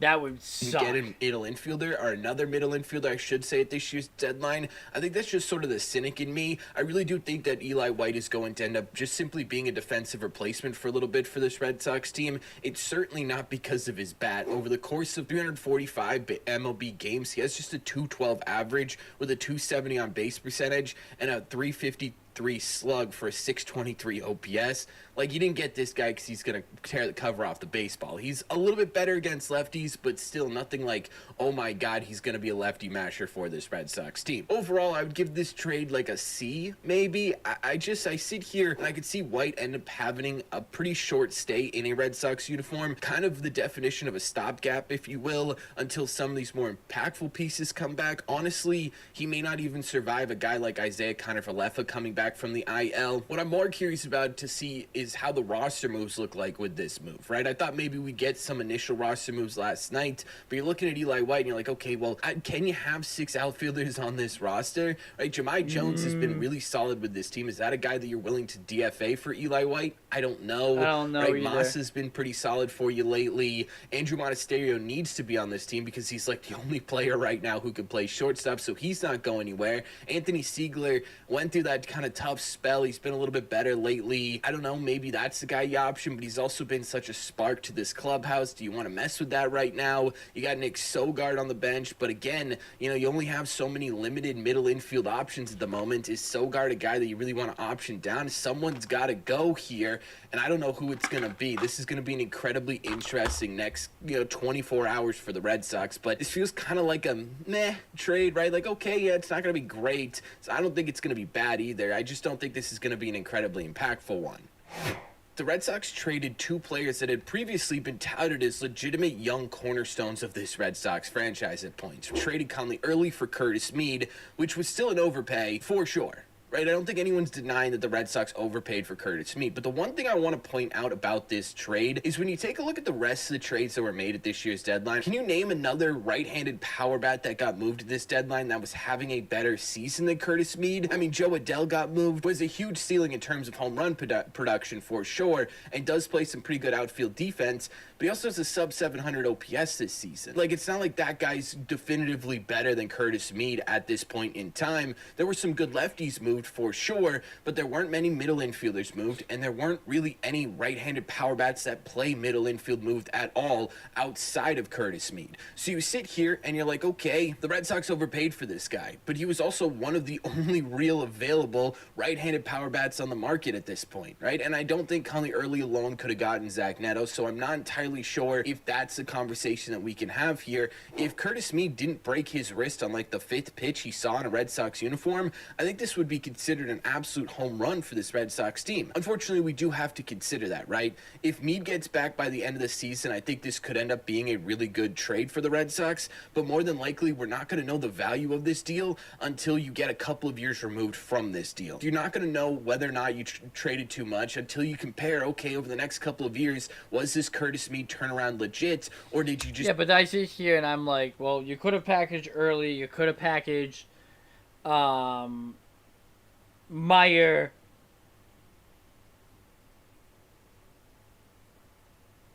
prospects, maybe a prospect or 2 and picks for Ketel Marte. Like, picks. You get what I'm saying. I don't know if you could trade draft picks in Major League Baseball. I did see a trade that did happen not too long ago where they did trade a pick away. So it's like, can you trade picks? I don't know. But you get what I'm saying. If you traded those pieces for Ketel Marte, I think different story, right?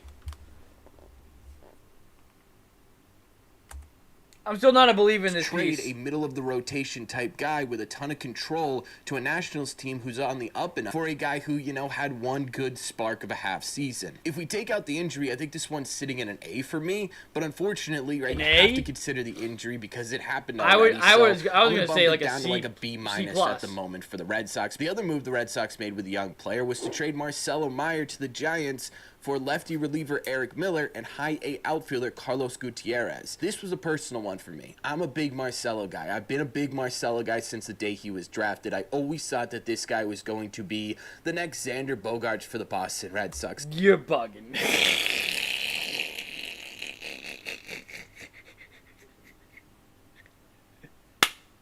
You're bugging. You're bugging. Oh my God, that is crazy. He said next Xander Bogaerts. Ha! Nope, not today. Oh God, that's hysterical. Dude, that's big shoes to fill. You're talking about undisputably the second greatest shortstop in Red Sox history. Arguably the greatest shortstop in Red Sox history. Like, dude, come on, bro. So this one personally hurts me. However, I will say my opinion on this trade has changed a little bit because last night we did get a report from Chris Cotillo that said, quote, Marcelo Meyer is said to be enthused by the trade and a change of scenery out west. He's excited about the new opportunity instead of being bitter about a lack of long leash in Boston. I know the dude wasn't going to say, damn, I can't believe the Red Sox traded me, this sucks, because that's just not a good way to start out with a new organization, but still, right, this quote to me indicated one really big thing, and it indicated that it really kind of feels like Marcelo Meyer was done with this organization and the organization was done with Marcelo Meyer. Loser. Loser mentality.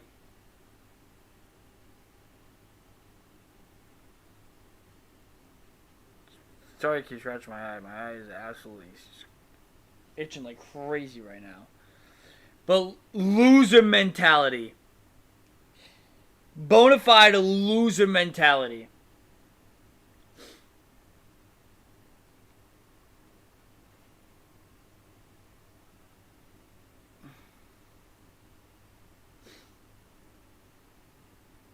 Like, dude, what have you done to get special treatment from the organization? That was a guy where he just expected things to be handed to him. And that's the type of guy where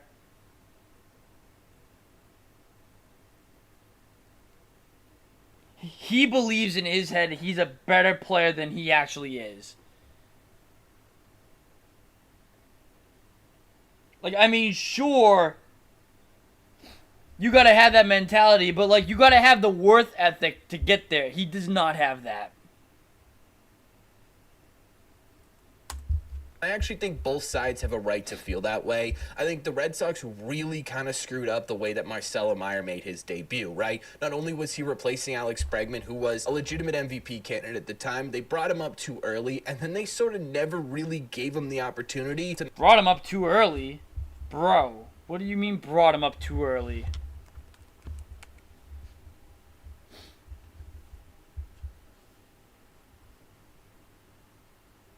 What do you mean they brought him up too early?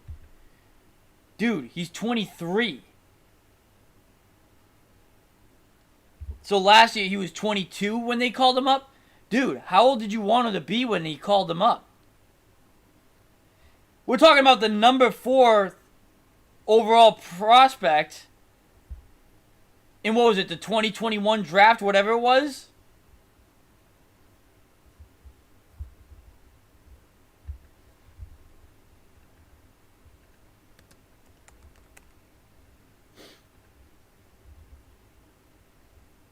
Yeah, in 2021.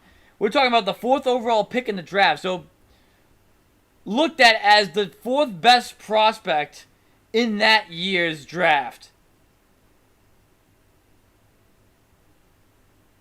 Got called up in 2025.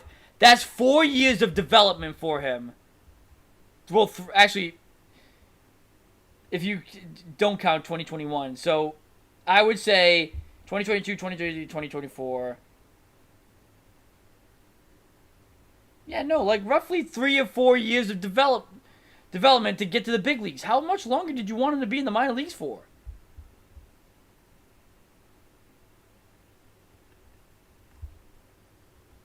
Like, he should have been ready to go this year.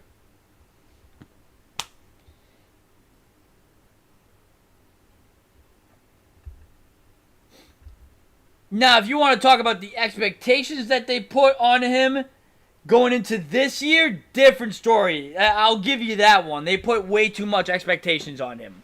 I'll give you that. But to say they called him up too early, what are we talking about here? Meyer made his debut, right? Not only was he replacing Alex Bregman, who was a legitimate MVP candidate at the time, they brought him up too early, and then they sort of never really gave him the opportunity to make those adjustments. But at the same point, Marcelo Meyer had opportunities here, right? He just couldn't stay healthy, one, and two, he couldn't make the adjustments himself. At some point, you can't blame the organization for not being able to make adjustments. You have to look at the player, and I think on both sides here, there's an argument to be made that both is true. It may have just been time to break this thing off. But that doesn't mean the guy you got isn't a good guy. Eric Miller should be and could be a really important part of this Red Sox bullpen. You look at what he can bring to you. This is a guy who is under control for 3 more seasons. This is a guy who has a great track record in Major League Baseball. Like, he's always been a really successful reliever for you, and he fits the mold of what the Red Sox pitching does really, really well, which is make tall lefties look a whole lot better, right? The walks are going to be the big thing here and the biggest thing to focus on with Eric Miller. If the Red Sox can figure out a way to limit those, you're talking about a potential elite arm out there, and a potential elite arm for the next 3 seasons, which is important considering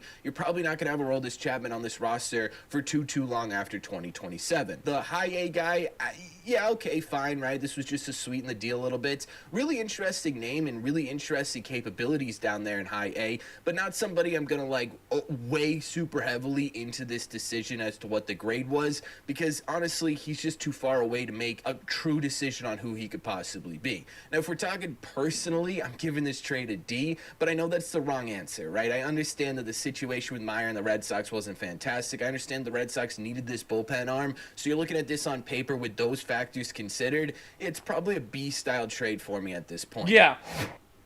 I would agree with that. Want a $4 sausage biscuit meal deal or a sausage but nothing meal deal? But obviously, the star of the show was the blockbuster deal the Boston Red Sox made at this deadline, trading for 3-time All-Star catcher Adley Rutschman over from the Baltimore Orioles. They later also added in another catcher in Jake Rogers, so there's that as well. I think Rogers is just sort of a stopgap replacement for Narvaez, just to simply have someone here until Adley Rutschman can get healthy, which is obviously a big part of this. But the Red Sox paid out the nose to get Adley, and that's not any sort of secret. That's not any sort of like bold take here. Everyone knows the Red Sox wildly overpaid for this. You send your 2 best pitching prospects in Anthony Ianson and Kyson Witherspoon. You send your number 5 prospect in Enya Zokar, and then you sent Major League catcher Carlos Narvaez, as well as a player to be named later over there. This was a home run swing from Breslow, obviously. And I think there are 2 things that could be true at the same time. Well, actually 3. One, at the end of the day, this was a wild overpay by the Boston Red Sox to get Adley in a Red Sox uniform. This was, I think, maybe the biggest prospect haul given up at the deadline this season. And it's okay to admit that this was a wild overpay. But 2, that doesn't necessarily mean that this was a bad trade by the Red Sox. Right. The Red Sox needed offense. The Red Sox needed defense at the catching position if they were going to trade for a catcher. And they also needed a proven player. As much as we sat here with Curtis Mead, everyone said he hasn't done it long enough. Well, now we get Adley Rutschman, and it's like, well, he's too expensive. It's like, okay, well, you can't get a proven player without giving something up. And so Adley is that proven name. I think Adley should be able to give you all 3 of those things, right? I think him leaving the O's also could be really good for him. You go from being a cornerstone franchise player to splitting time with a guy who the O's clearly want to replace you with. Yeah, that's going to have an impact on the guy. Now you come over to the Red Sox, and you are the star, right? Until Roman Anthony gets back, you are the name. It's you and Contreras, basically, offensively. Well, Cedana as well, but you understand what I'm kind of saying here in terms of name recognition. Right. 3, we can't sit here and complain about the Boston Red Sox not acting like the Yankees or the Dodgers when it comes to being a big market team here, and then get mad when they act like the Yankees or the Dodgers. Right. You want to know why the Dodgers are so comfortable shooting away all of these key prospects for legit, proven big league talent? It's because they're confident in their ability to replace those key prospects, so they are able to, 1, either continue to feed their major league team legit major league players, or 2, continue to trade for these big league stars. Look at who the Red Sox centered this trade package around, right? It was their 2 top pitching prospects. Well, in the last 2 years, you've had multiple top 100 pitching prospects that you have personally developed, right? Conley Early, Peyton Tolley. This year it was Kyson Witherspoon and Anthony Ianson. Who's to say that next year you weren't able to do the exact same thing, that you weren't able to fix this pitching pipeline to get you to a point where your pipeline on the pitching side of things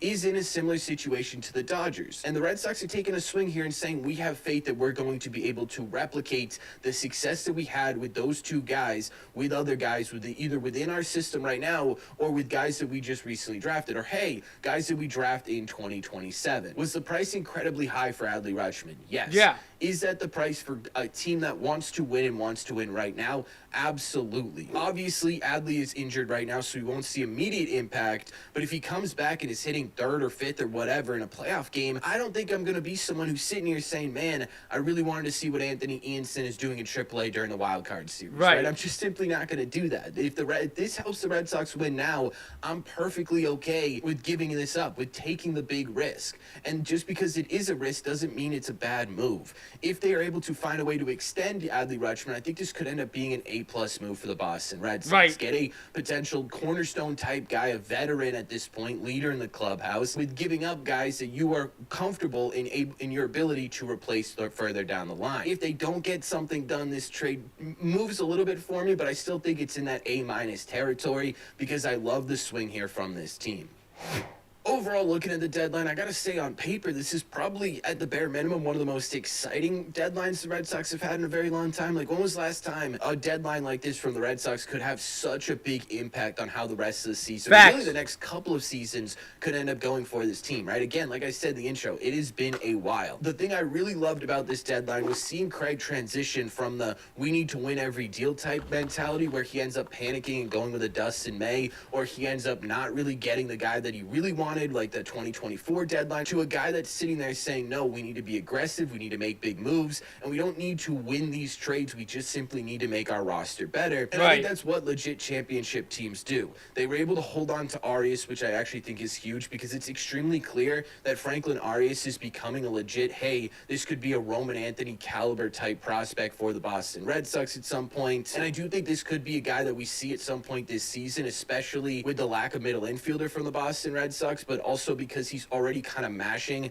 AAA pitching. If he continues to do that, yeah, I think we see Franklin Arias at some point in a Red Sox uniform this year. There are two things holding me back, though, from saying that this was an A+ deadline for this team. There's a lot of risk in this deadline, right? Curtis Mead got injured. You traded away Conley early for that guy. What is that going to look like down the road? Adley is injured. He's been a little bit up and down this season. What kind of Adley Rutschman are you going to be getting offensively when he comes back? It definitely makes your life easier, that's for sure. Are a little bit of a mystery right now in terms of their immediate impact, and that scares me a little bit. Two, you didn't get that shortstop you really wanted badly, which means that you're going to be going with a combo of Andrew Monasterio, Trevor Story, and IKF whenever they get healthy, or until the Red Sox are comfortable with Franklin Arias taking those reins. It's going to be a little bit interesting to have your shortstop in such a flux coming into a portion of the season where you're trying to push for a postseason spot and potentially make a run in the postseason. You also didn't get a rotation back-end starter, which I understand isn't the biggest thing in the world considering how good the Red Sox rotation has been. I just think it's going to be interesting to see what this rotation is going to look like in terms of innings by the time you get to the postseason because of that. But you do have guys like Houck, Oviedo, and Cutter Crawford starting to make legitimate progress towards returning. So we'll also see how that ends up impacting this team as well. But at the end of the day, I think you kind of have to pretend to be mad at Breslow if you're mad at Breslow right now, right? I think you sit here and you've been begging the Red Sox to go for it, right? To act like a big market team that wants to win a World Series. I don't know how this deadline isn't exactly that. Right? You traded for the big name, you added big pieces, you took big swings, you made risky moves, right? You did everything that a big market team would normally do that's trying to push for the postseason, that's trying to win a World Series, right? And for that, I can't be mad at it. TC, Tom Caron, had maybe the best quote I've seen about the deadline on the Section 10 podcast. As much as I love prospects, as much as prospects are such a huge part of an organization, I'm sick and tired of talking about prospect rankings. I'm sick and tired of sitting here trying to say that the Red Sox are the best farm system and we just need to wait. What I want right now is parades. I want a chance at a parade. I want a contender that is going to fight for a parade for multiple years. And I don't see how the Red Sox didn't just try to accomplish that at this deadline. So overall, kind of weigh, okay, what didn't you do with what did you do? And I'm going to land somewhere in the B to B+ range. I think this was a fantastic deadline from the Red Sox. I think it was close to a perfect deadline for the Red Sox. I understand that there was a ton given up, but you know what? Scared money don't make money, and I'm okay with getting a little bit, aggressive with these prospects, especially when you've been so good at developing them lately. And it's just my opinion. So let me know in the comments. You just need to make a statement too. Like, we're done messing around. Like, we apologize for making it look like that we have not cared in the last few years, like, or whatever. Like, you guys have been patient with us. Now it's time for us to take the action and make it up to you people. Like, hey, we do care. We do care about this team. We want to see us win still. Like, we still have that drive and everything. So, like,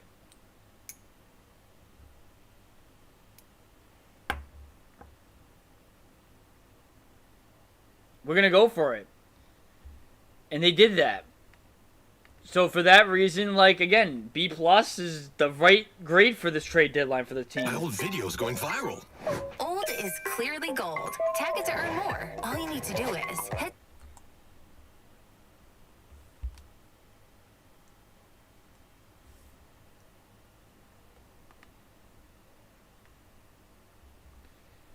Alright, let's go to Fuzzy and his video.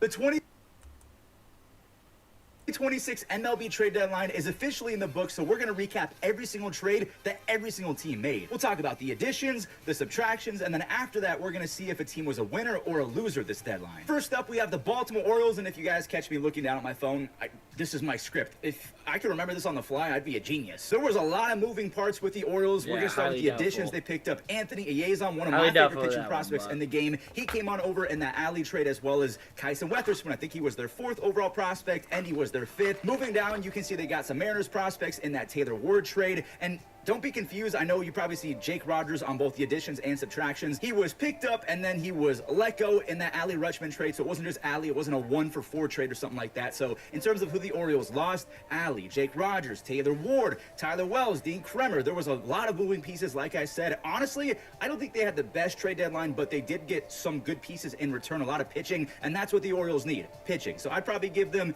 a winner. Like, yeah, I'd say that they won. A lot of Red Sox fans are not happy because they think they overpaid for Adley. What do you think? Speaking of the Red Sox, we got them coming up next. So they picked up Adley Rutschman, Jake Rogers. We just talked about those guys. Eric Miller, one of the nastiest lefties in baseball. He's coming over from the Giants. They got Eli White from the... I mean, honestly, like, here's how I would put it.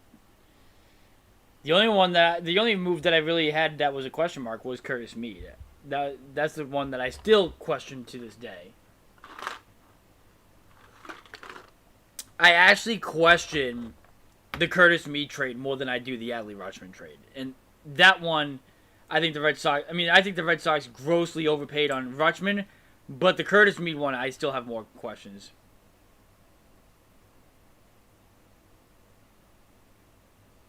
We have the best shot at in the AL right now if we keep playing like this, to be honest.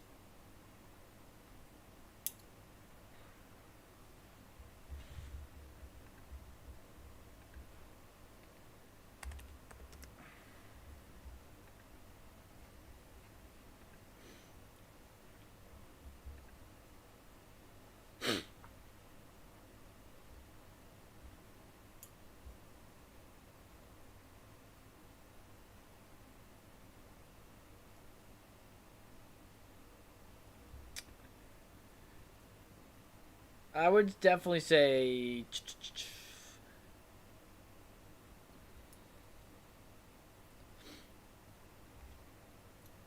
I want to see the rest of the schedule real quick. I just want to take a look at this.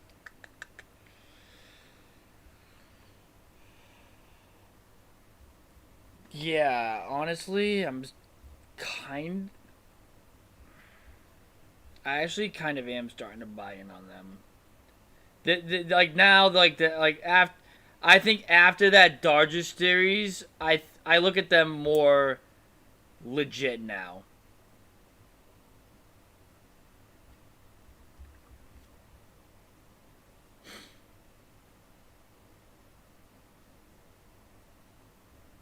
Yeah, after that Dodgers series, I see them more legit now than I did after that 15-game win streak, honestly.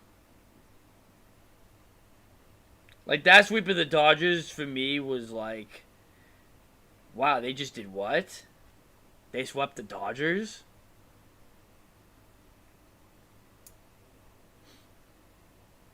All I'm saying, there's one team you couldn't sweep. Yee. But time will tell for the Mead trade for sure. It sucks.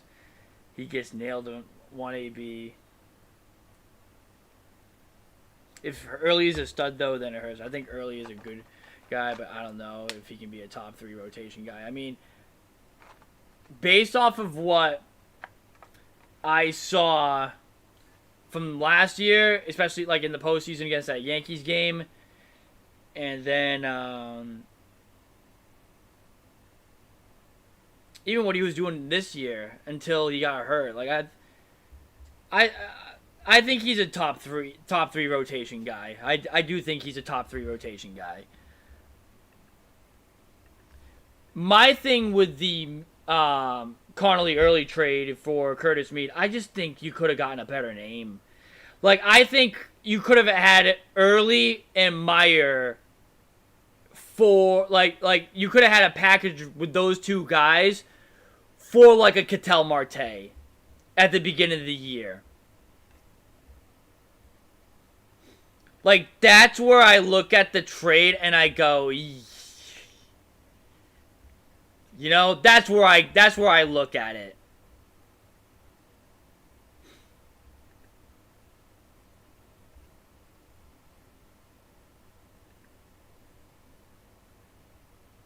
Or I'll even go as far as saying this, like, you could have done a package around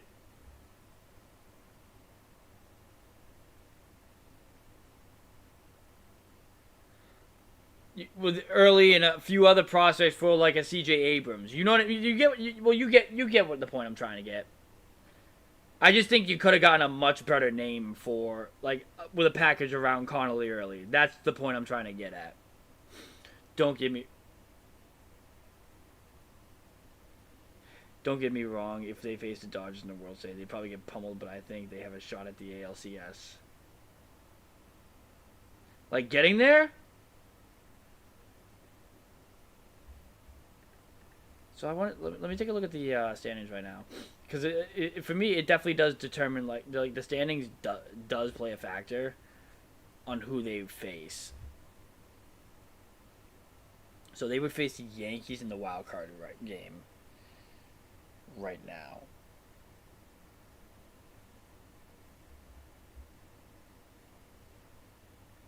And then they would have to face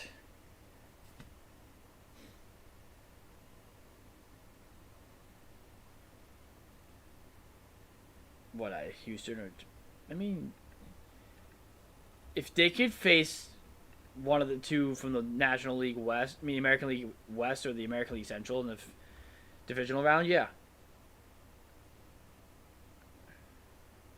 Yankees game, he was great. Duran let him down. Facts. They should have pulled the trigger on that for sure. Marcelo's value was meh. I just never had hope in Marcelo Meyer. I shouldn't say I said it the day they drafted him. I said it when people were starting to hype him up more than what he should have been hyped. Like, I get it, he was the 4th overall pick in the 2021 draft. But, like, he was hurt in the minors too. And, like, until he got to, like, what was it, AA and AAA, is like, that's when, like, he really, I guess, started to do something. He wasn't, like, that great. I don't know, I just always had my doubts on Marcelo Meyer. I remember when people tried to tell me that he was going to be the next cornerstone piece to this Red Sox team, and that his ceiling is higher than Bogart's, that's why they need to let Bogarts grow. I laughed in their face. Marte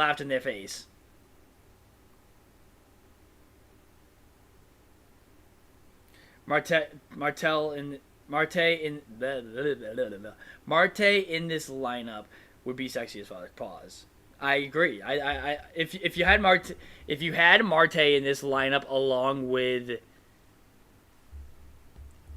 like, let's take out Curtis Mead and let's take out Curtis Mead.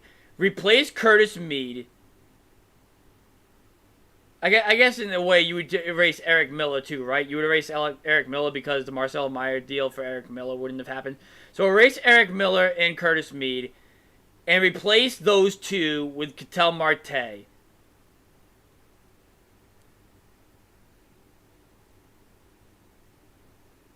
If the Red Sox got Ketel Marte, Adley Rutschman, both of those, A plus trade deadline, right? It would have been an A plus. I mean, the Diamondbacks were not gonna move Marte at the deadline, but like you get what I'm saying.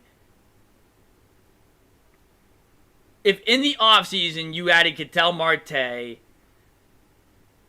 for Meyer and Early and a couple other prospects, and you had this trade deadline, I probably would sit here saying, yeah, Red Sox are legit again. Like, the front office is legit again.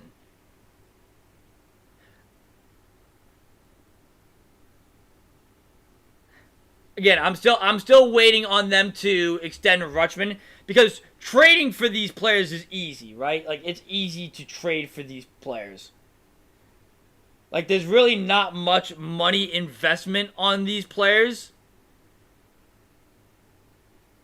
Like, I think the Red Sox only added, like, $3 million to their payroll from this trade deadline, so, like, that's not really a lot that they did. But, signing them and paying them are another discussion. So, if they extend Adley Rutschman, I will say, okay, we're moving in the right direction. Speaking of Miller, I love him. I think he can be one of our best relievers. I mean, he's got the stuff for it.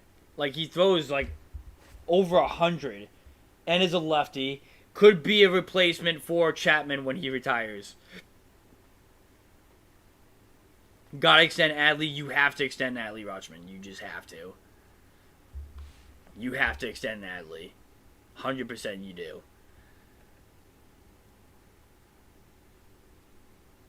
Like, if you lose Adley Rutschman in a year, that changes how I view the trade. And then it goes into further details. So, like, me saying, like, oh, well, there you go. Front office, back at it again.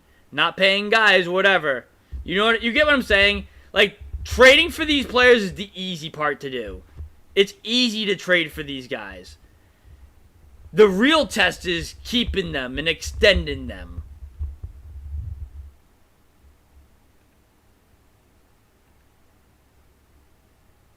That's where the test lies.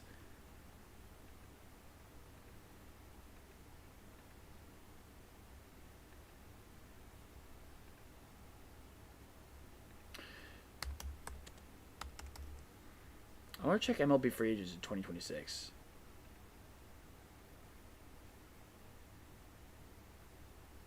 Oh wait, it'd be 2027, I guess. Okay.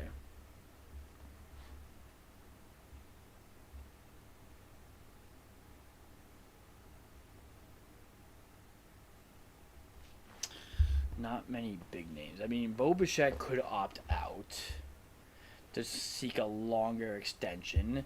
You could get Bo Bichette next offseason.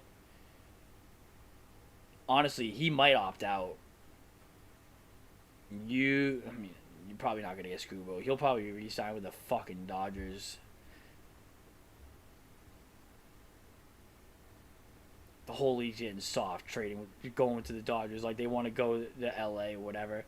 I mean, I guess you really can't call Scooble soft because, like, he got traded to the Dodgers, but, like, still soft. Everybody, I guess, wants to be Kevin Durant in Major League Baseball. I don't fucking know.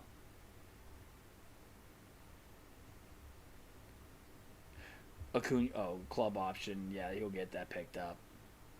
I was going to say, if Ronald Acuna's a fucking free agent, holy.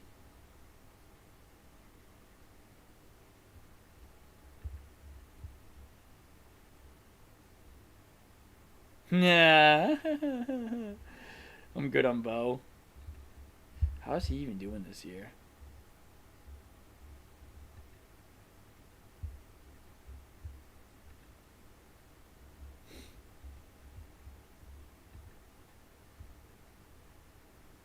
Oh, God, you've really taken a dip, huh? 11 homers, 54 RBIs, 670 OPS. Oh, maybe he will opt in then. Maybe he will opt in to that contract. That's kind of crazy.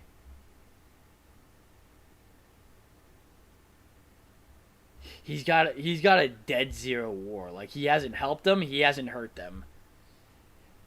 Trevor Story over Bo Bichette is crazy.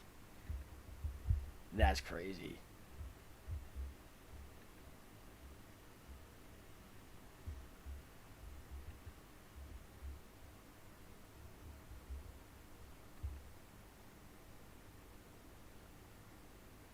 I was just about to say, give me Xander Bogaerts over both of those names, but I guess Bogaerts is... Bogaerts is not having a better year than Bo Bichette. I'm like, okay, alright.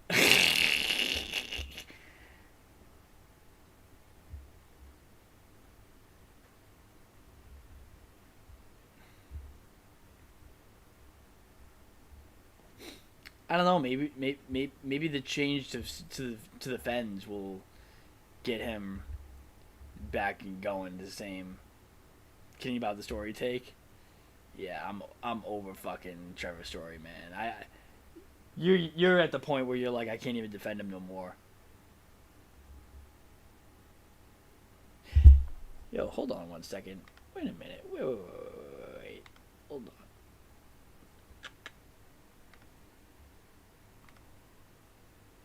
Oh, did my camera fucking die? Oh no, my camera died. Fuck. My bad. My bad, chat. Bro, I was just gonna say, join Discord. Hop on the cord.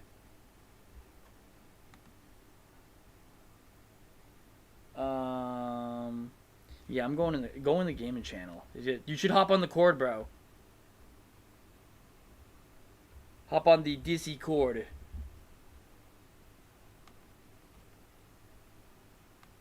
Give me 1 second. My fucking phone's gotta pop back up so I can get the camera going again. Oh, I missed a lot of messages. Whoops. I'll get back to them in a little bit.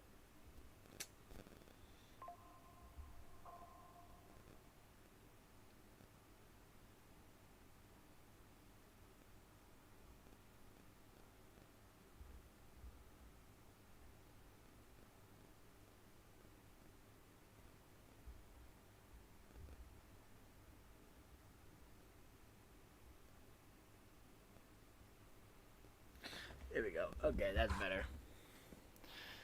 Now the camera's back up, I think.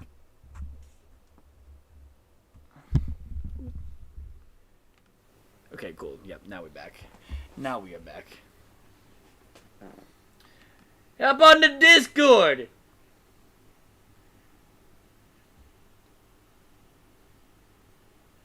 Benjamin, hop in the Discord. Mr. Penjamin over there. If they get Acuna somehow, I'll streak across to Tobin.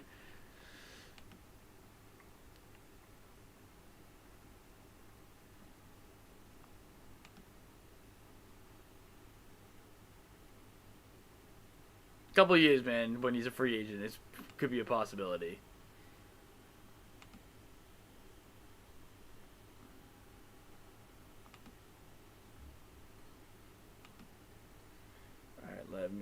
Let's go back to the video until he gets on here.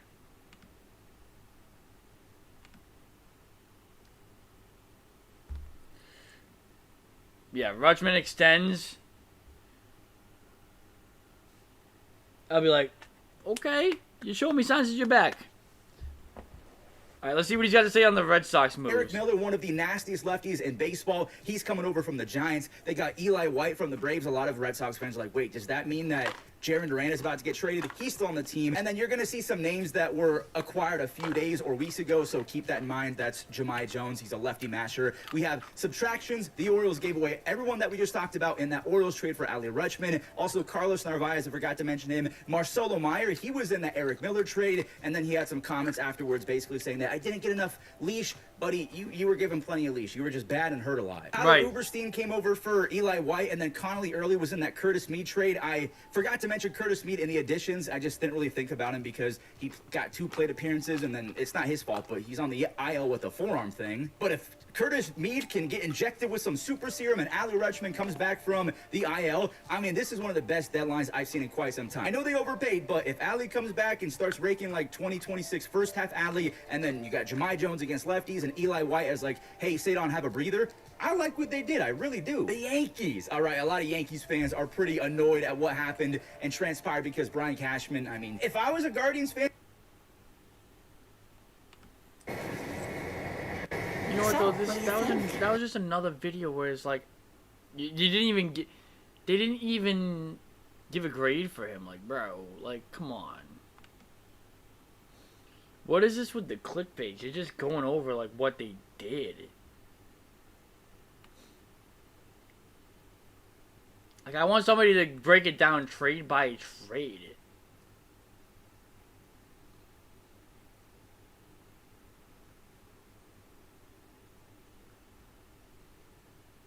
Like, God, I just want a video where they just break it down.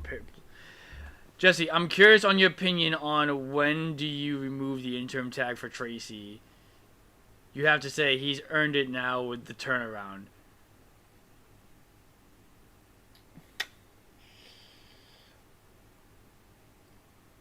Yeah, they have to do it soon, right? Like, there has been times where, like, I have questioned his decision making, but, like, you know, he's gotten the most out of his guys. Because, like, if you actually, like, look at the Red Sox, like, before the Rutschman trade, on paper, you sit there and you're like, wait, that's a team that has won 15 games straight and they're now in a playoff spot? No fucking shot. No way.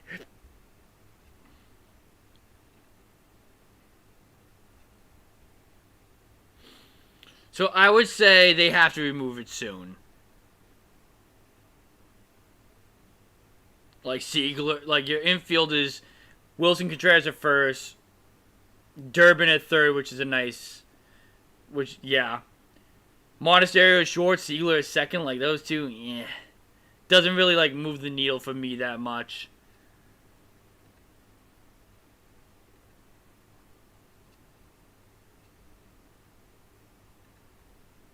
Like, your infield is, like, besides Wilson Contreras and Caleb Durbin, like, your middle infield is below par. You know what I mean? Like, your middle infielders are not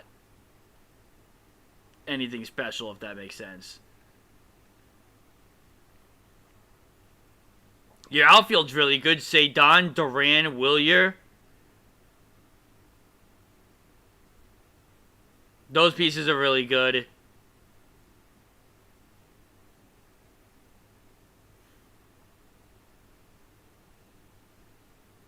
Cedon is having a phenomenal year. Cedon is having an amazing year.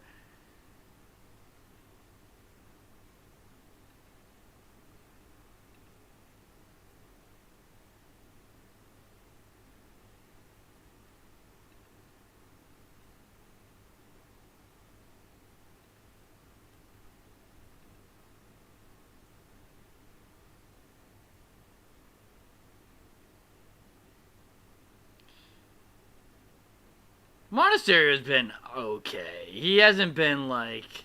For me, he hasn't been eye-opening. But, like...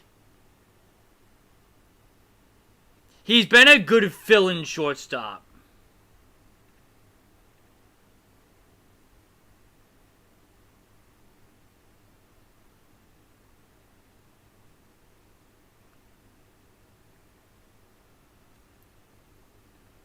Bro, you and I have both said it. You and I have both said it about Cedon. We have both said the same thing about Ceddanne Rafaela. I said this last year. I saw the resemblance. I see the resemblance now, like...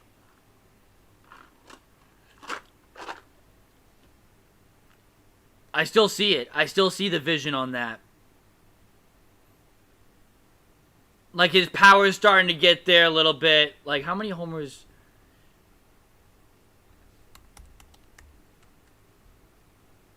did he have last year?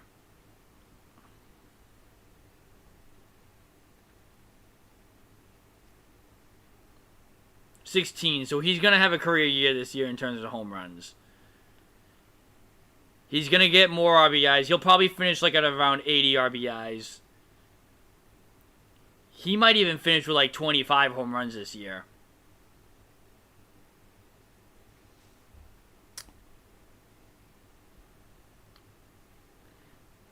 Do I think he's going to be a Mookie Betts type talent? That's a lot to ask for. I don't know if he's a better defender than Mookie Betts. I don't know if I could... I mean, he's close. Don't get me wrong. I would say the glove is the same. I would say the glove is probably the same. Ceddanne's might be slightly better. Like, I would say Ceddanne's glove is more on the trajectory of Jackie Bradley Jr.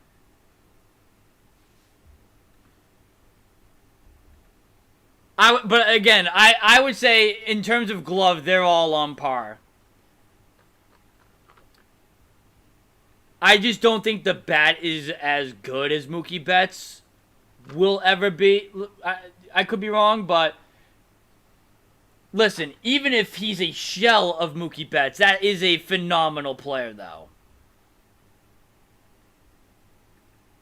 I think you understand what I'm saying there. Like, even if he... shouldn't say, like, I don't want to say a knockoff version of Mookie Betts, but, like, a little bit of a lesser version of Mookie Betts. If you can still get that kind of player in Ceddanne, that's a really good piece.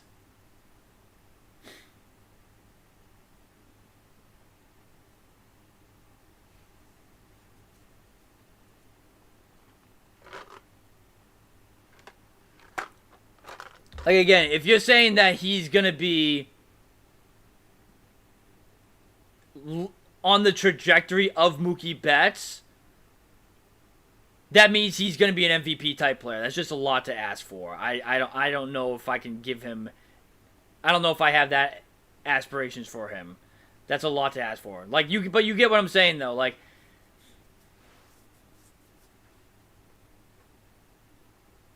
again, I don't want to say, like, a knockoff version of Mookie Betts, because, like, saying that he's a knockoff version is like a jab. But like a little bit of a little lesser version of Mookie Betts. Yeah, I could see it. I saw it last year. I see it even more this year now. So, like, yes, I do see that.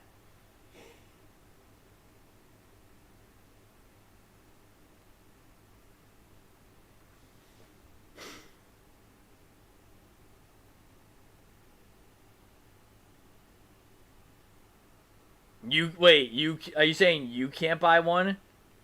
Oh, truly can't buy one fast enough. Got it.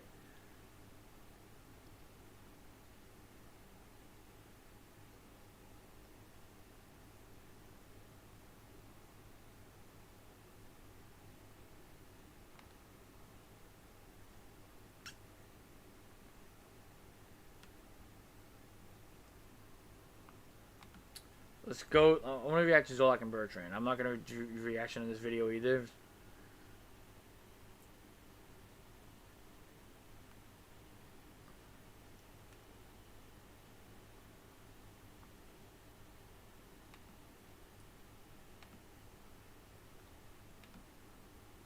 It is post MLB deadline today, and we're at Patriots training camp in Foxborough.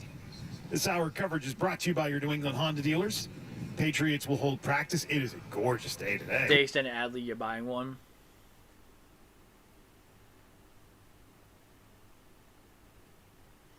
I have been very hesitant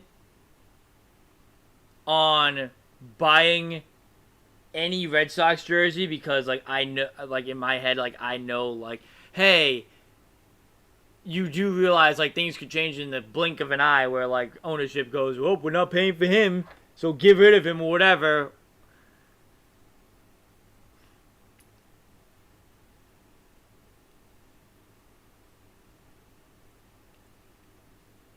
However, for me,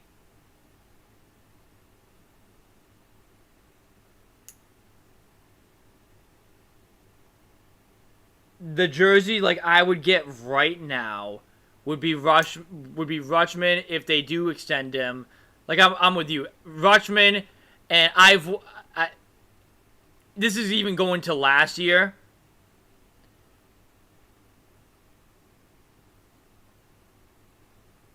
Cedon for me. Those are the two names like I would get a jersey for right now. I don't think I would get a Roman Anthony jersey. For me, Roman Anthony, like, he could be on the same level as Marcelo Meyer, which would suck because I think his ceiling is way higher than Marcelo Meyer's ceiling ever was. But, like, I do see, like, the mentality similarities between him and Marcelo Meyer, which hurts a player. Gorgeous day. Oh, my. Absolutely. But Cedon, though? The stands here are packed. His mindset's different. I'd avoid the west side. There's a massive tent there with about 5,000 people in line for something called BST. No, BTS. BST is BST with Belgrade Holly tonight. Yeah, I don't know what it is. It says close K-pop. Orioles were the most interactive team. I know they're one big hit. Oh, like when you were at work? Oh, hell I don't know yeah. what they're saying. Yeah. I know you can pick up. It's a new boy band. It's 5 of them. Weren't they halftime at the World Cup? I think they were. He's a cool guy. Didn't they? He's just a chill guy. Already. Let's make it quick. Yeah. I think they went and did their military service, and now they're back. If I understand their story. And now they're back touring? They're mandatory military. What the fuck was that? I didn't even hit the table or whatever. It just fell off. Well, here's my thing, right? Like, my issue with Roman and, like, Marcelo Meyer, like, they tend to care more about the way they come across as, like, they think, like, they're all of that. And, like, they've already done, like, enough to be like, oh, yeah, I'm the guy. Like, you know what I mean? I'm the man. And that just, in their heads, things like, I don't have to work as hard. I don't have to, what's the word that I'm looking for? I don't have to work as hard to get where I want to go because, like, I'm already there. Like, I should just be handed things and, like,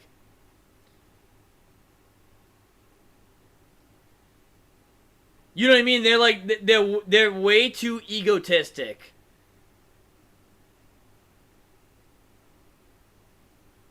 That's my concern with Roman. I mean, he's a stud for sure, but, like, what's his worth ethic? What's his mindset on the game? What does he want to do with his career? Like that, like that's where, like, my question is with me. For Marcelo Meyer, I always thought he was overrated from the jump.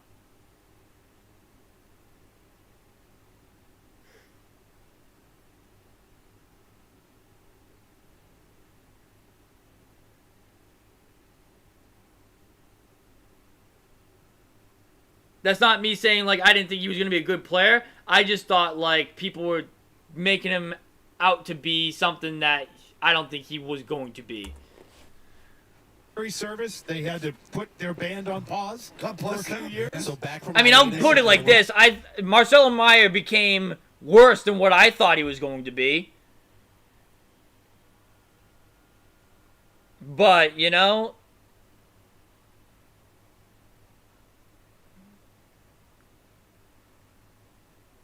I had him, like, when Marcelo Meyer got drafted, I said if he is a fringe all-star type player, like, if some years he'll probably make the all-star, but, like, he's, like, just barely get like he's having good enough years where he could be an all-star or whatever, like that would have been good enough for me. Back from their military. Like I didn't think he was gonna be on like a Bogarts level. I didn't think he'd be on like a Nomar level. No.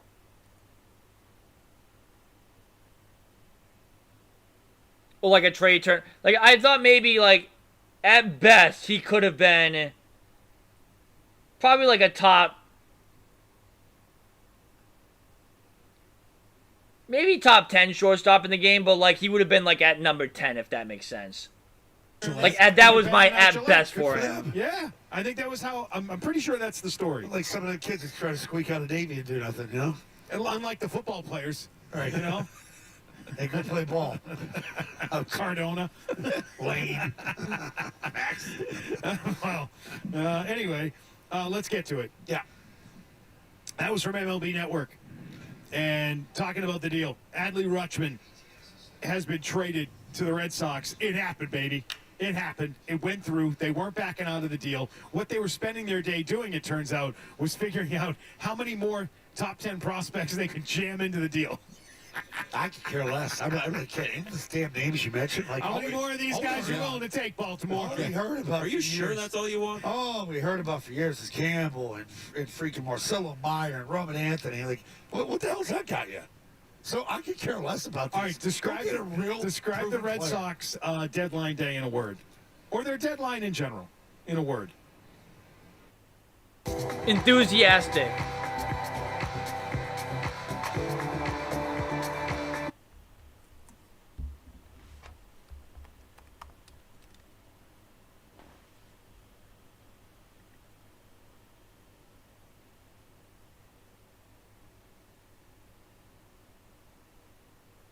That's my one word, enthusiastic.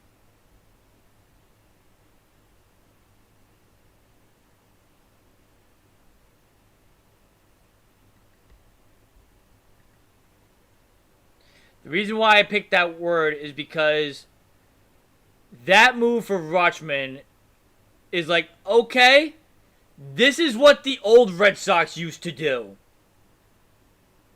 This is what the Red Sox that I grew up loving used to do.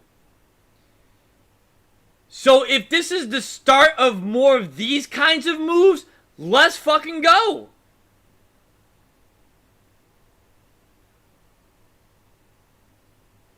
I need to see an extension though. I need to see an extension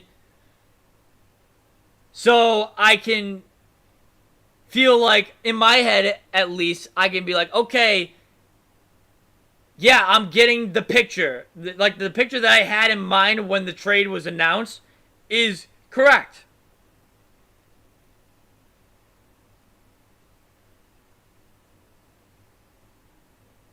So, like I said at the beginning of this live stream, Adley Rutschman's ceiling for me is like Jason Varitek.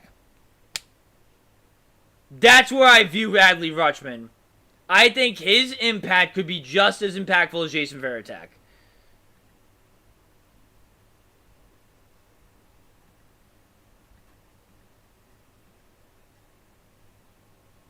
Like, that's the kind of catcher you're getting here.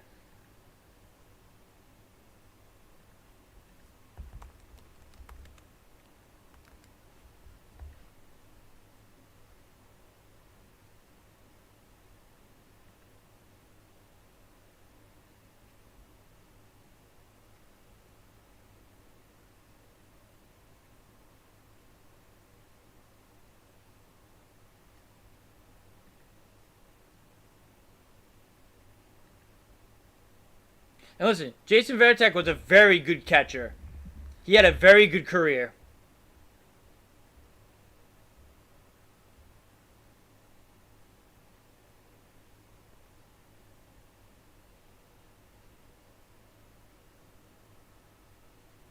So if you get a play like Jason Varitek, that means you swung for the fence and you got yourself a stud catcher.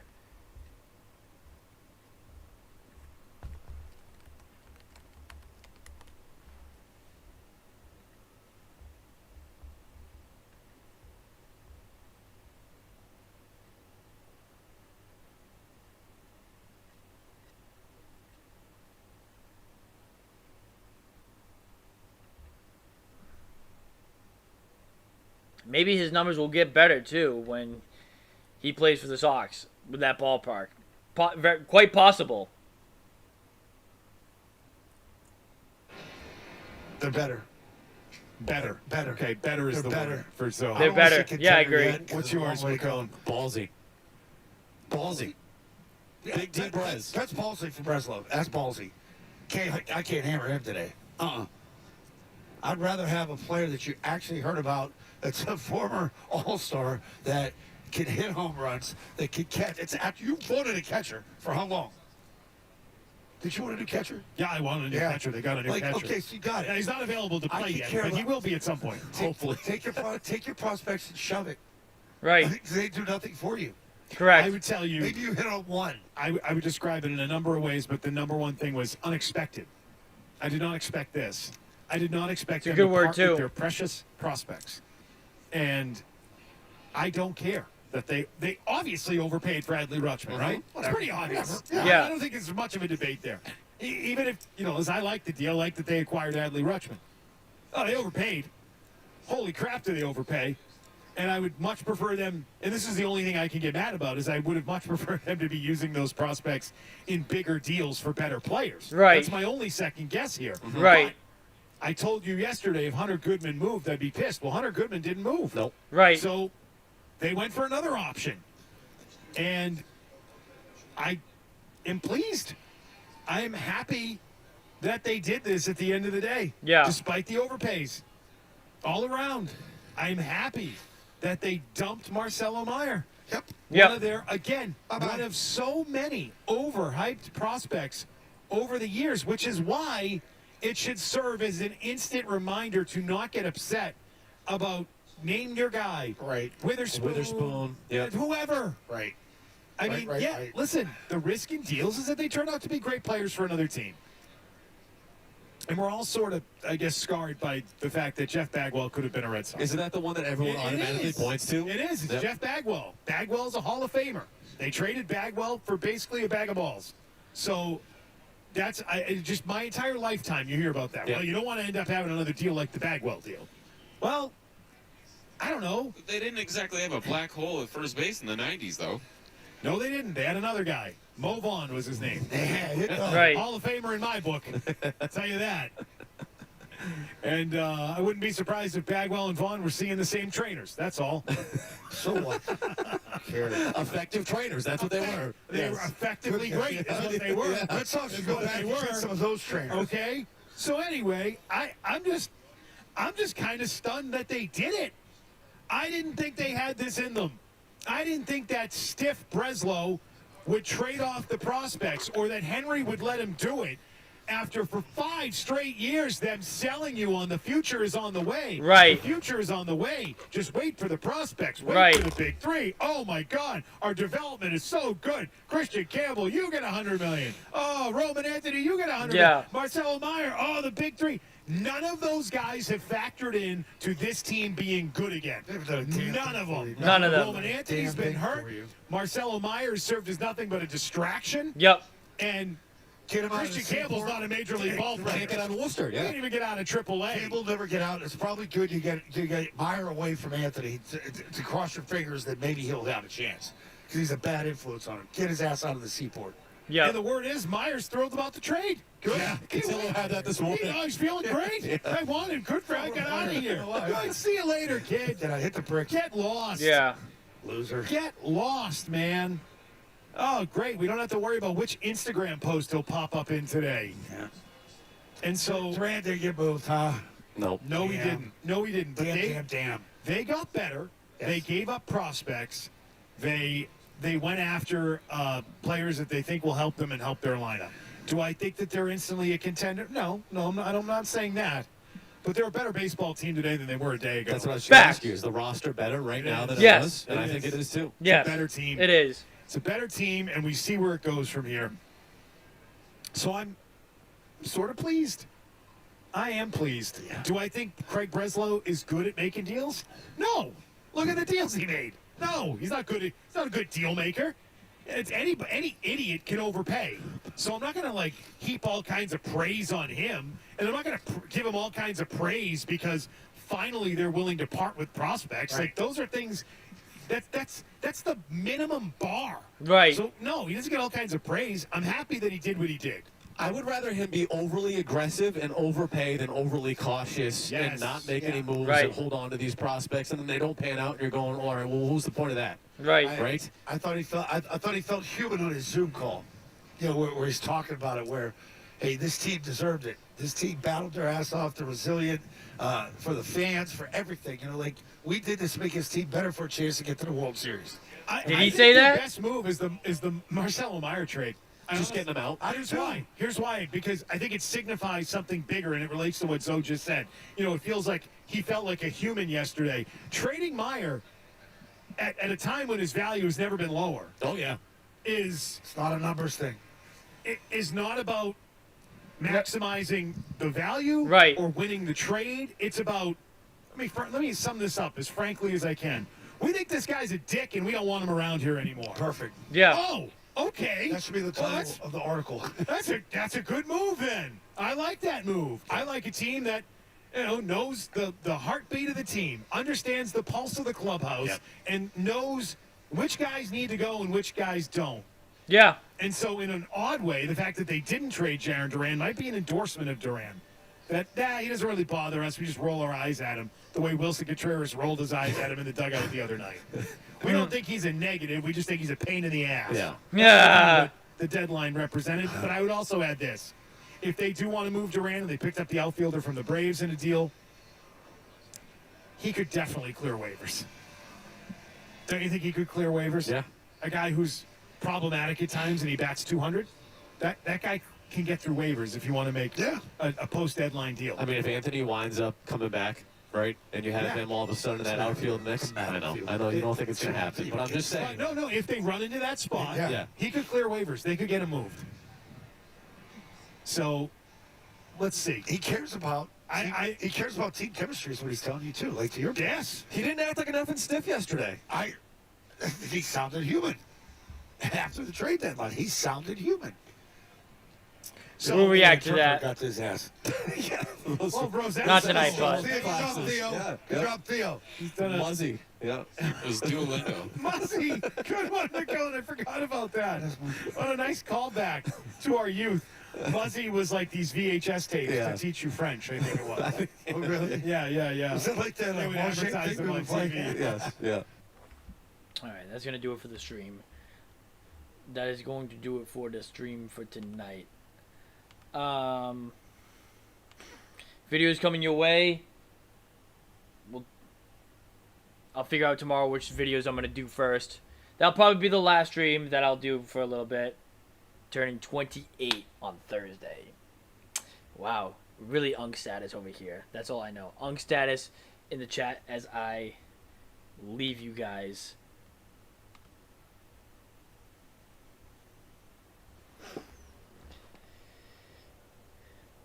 But,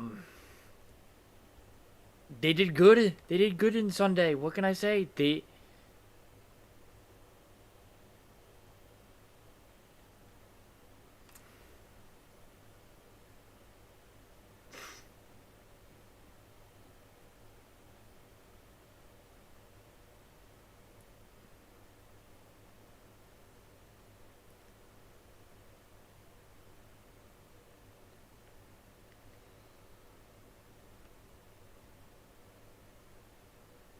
They're a better ball club.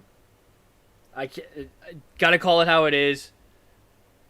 Not as much unk as me. Yeah, no, definitely, absolutely not. But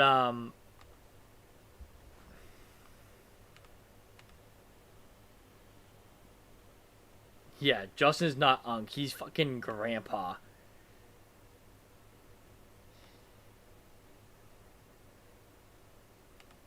But Ben, after I end the stream, give me a ring, dude. Give me a ring. We got to catch up, bro. We got to catch up on some talk. But that is going to do it for this one, though. Leave a like, subscribe if you're new. You know what to do. Still living on the vibe here. Like, God, I've been replaying videos like crazy for the last couple of days. And like, it's just still crazy that I was there. So, until the video tomorrow, it's been your boy Jesse. We'll see ya tomorrow. Good night, guys. Peace out. And as always, let's go Red Sox. We'll end it like that. Good night, guys. Meant to be, we'd have been by now. We wouldn't have to keep trying to work things out. Yeah, baby, we're a breeze when the lights go down. It wouldn't be so hard when we ain't in the dark. If we were in the stars, they'd line right up. Yeah, maybe from the start we've been trying too much. I know you wanna think that it's what we found, but if it was meant to be, we'd have been by now. Been by now.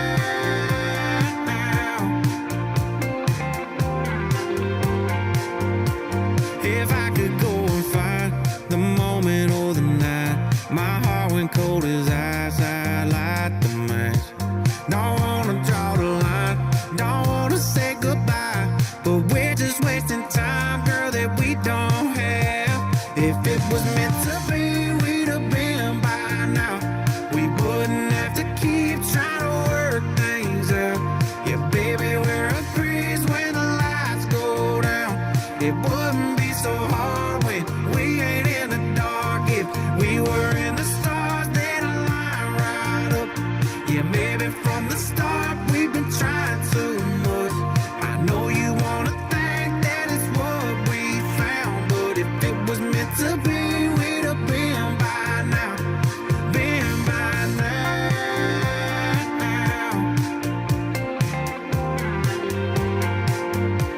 Now we don't even fight like we used to. We don't even care enough to cry no more. It's been 100 nights since I knew you, and I can't spend another looking at that door. If it was meant to be,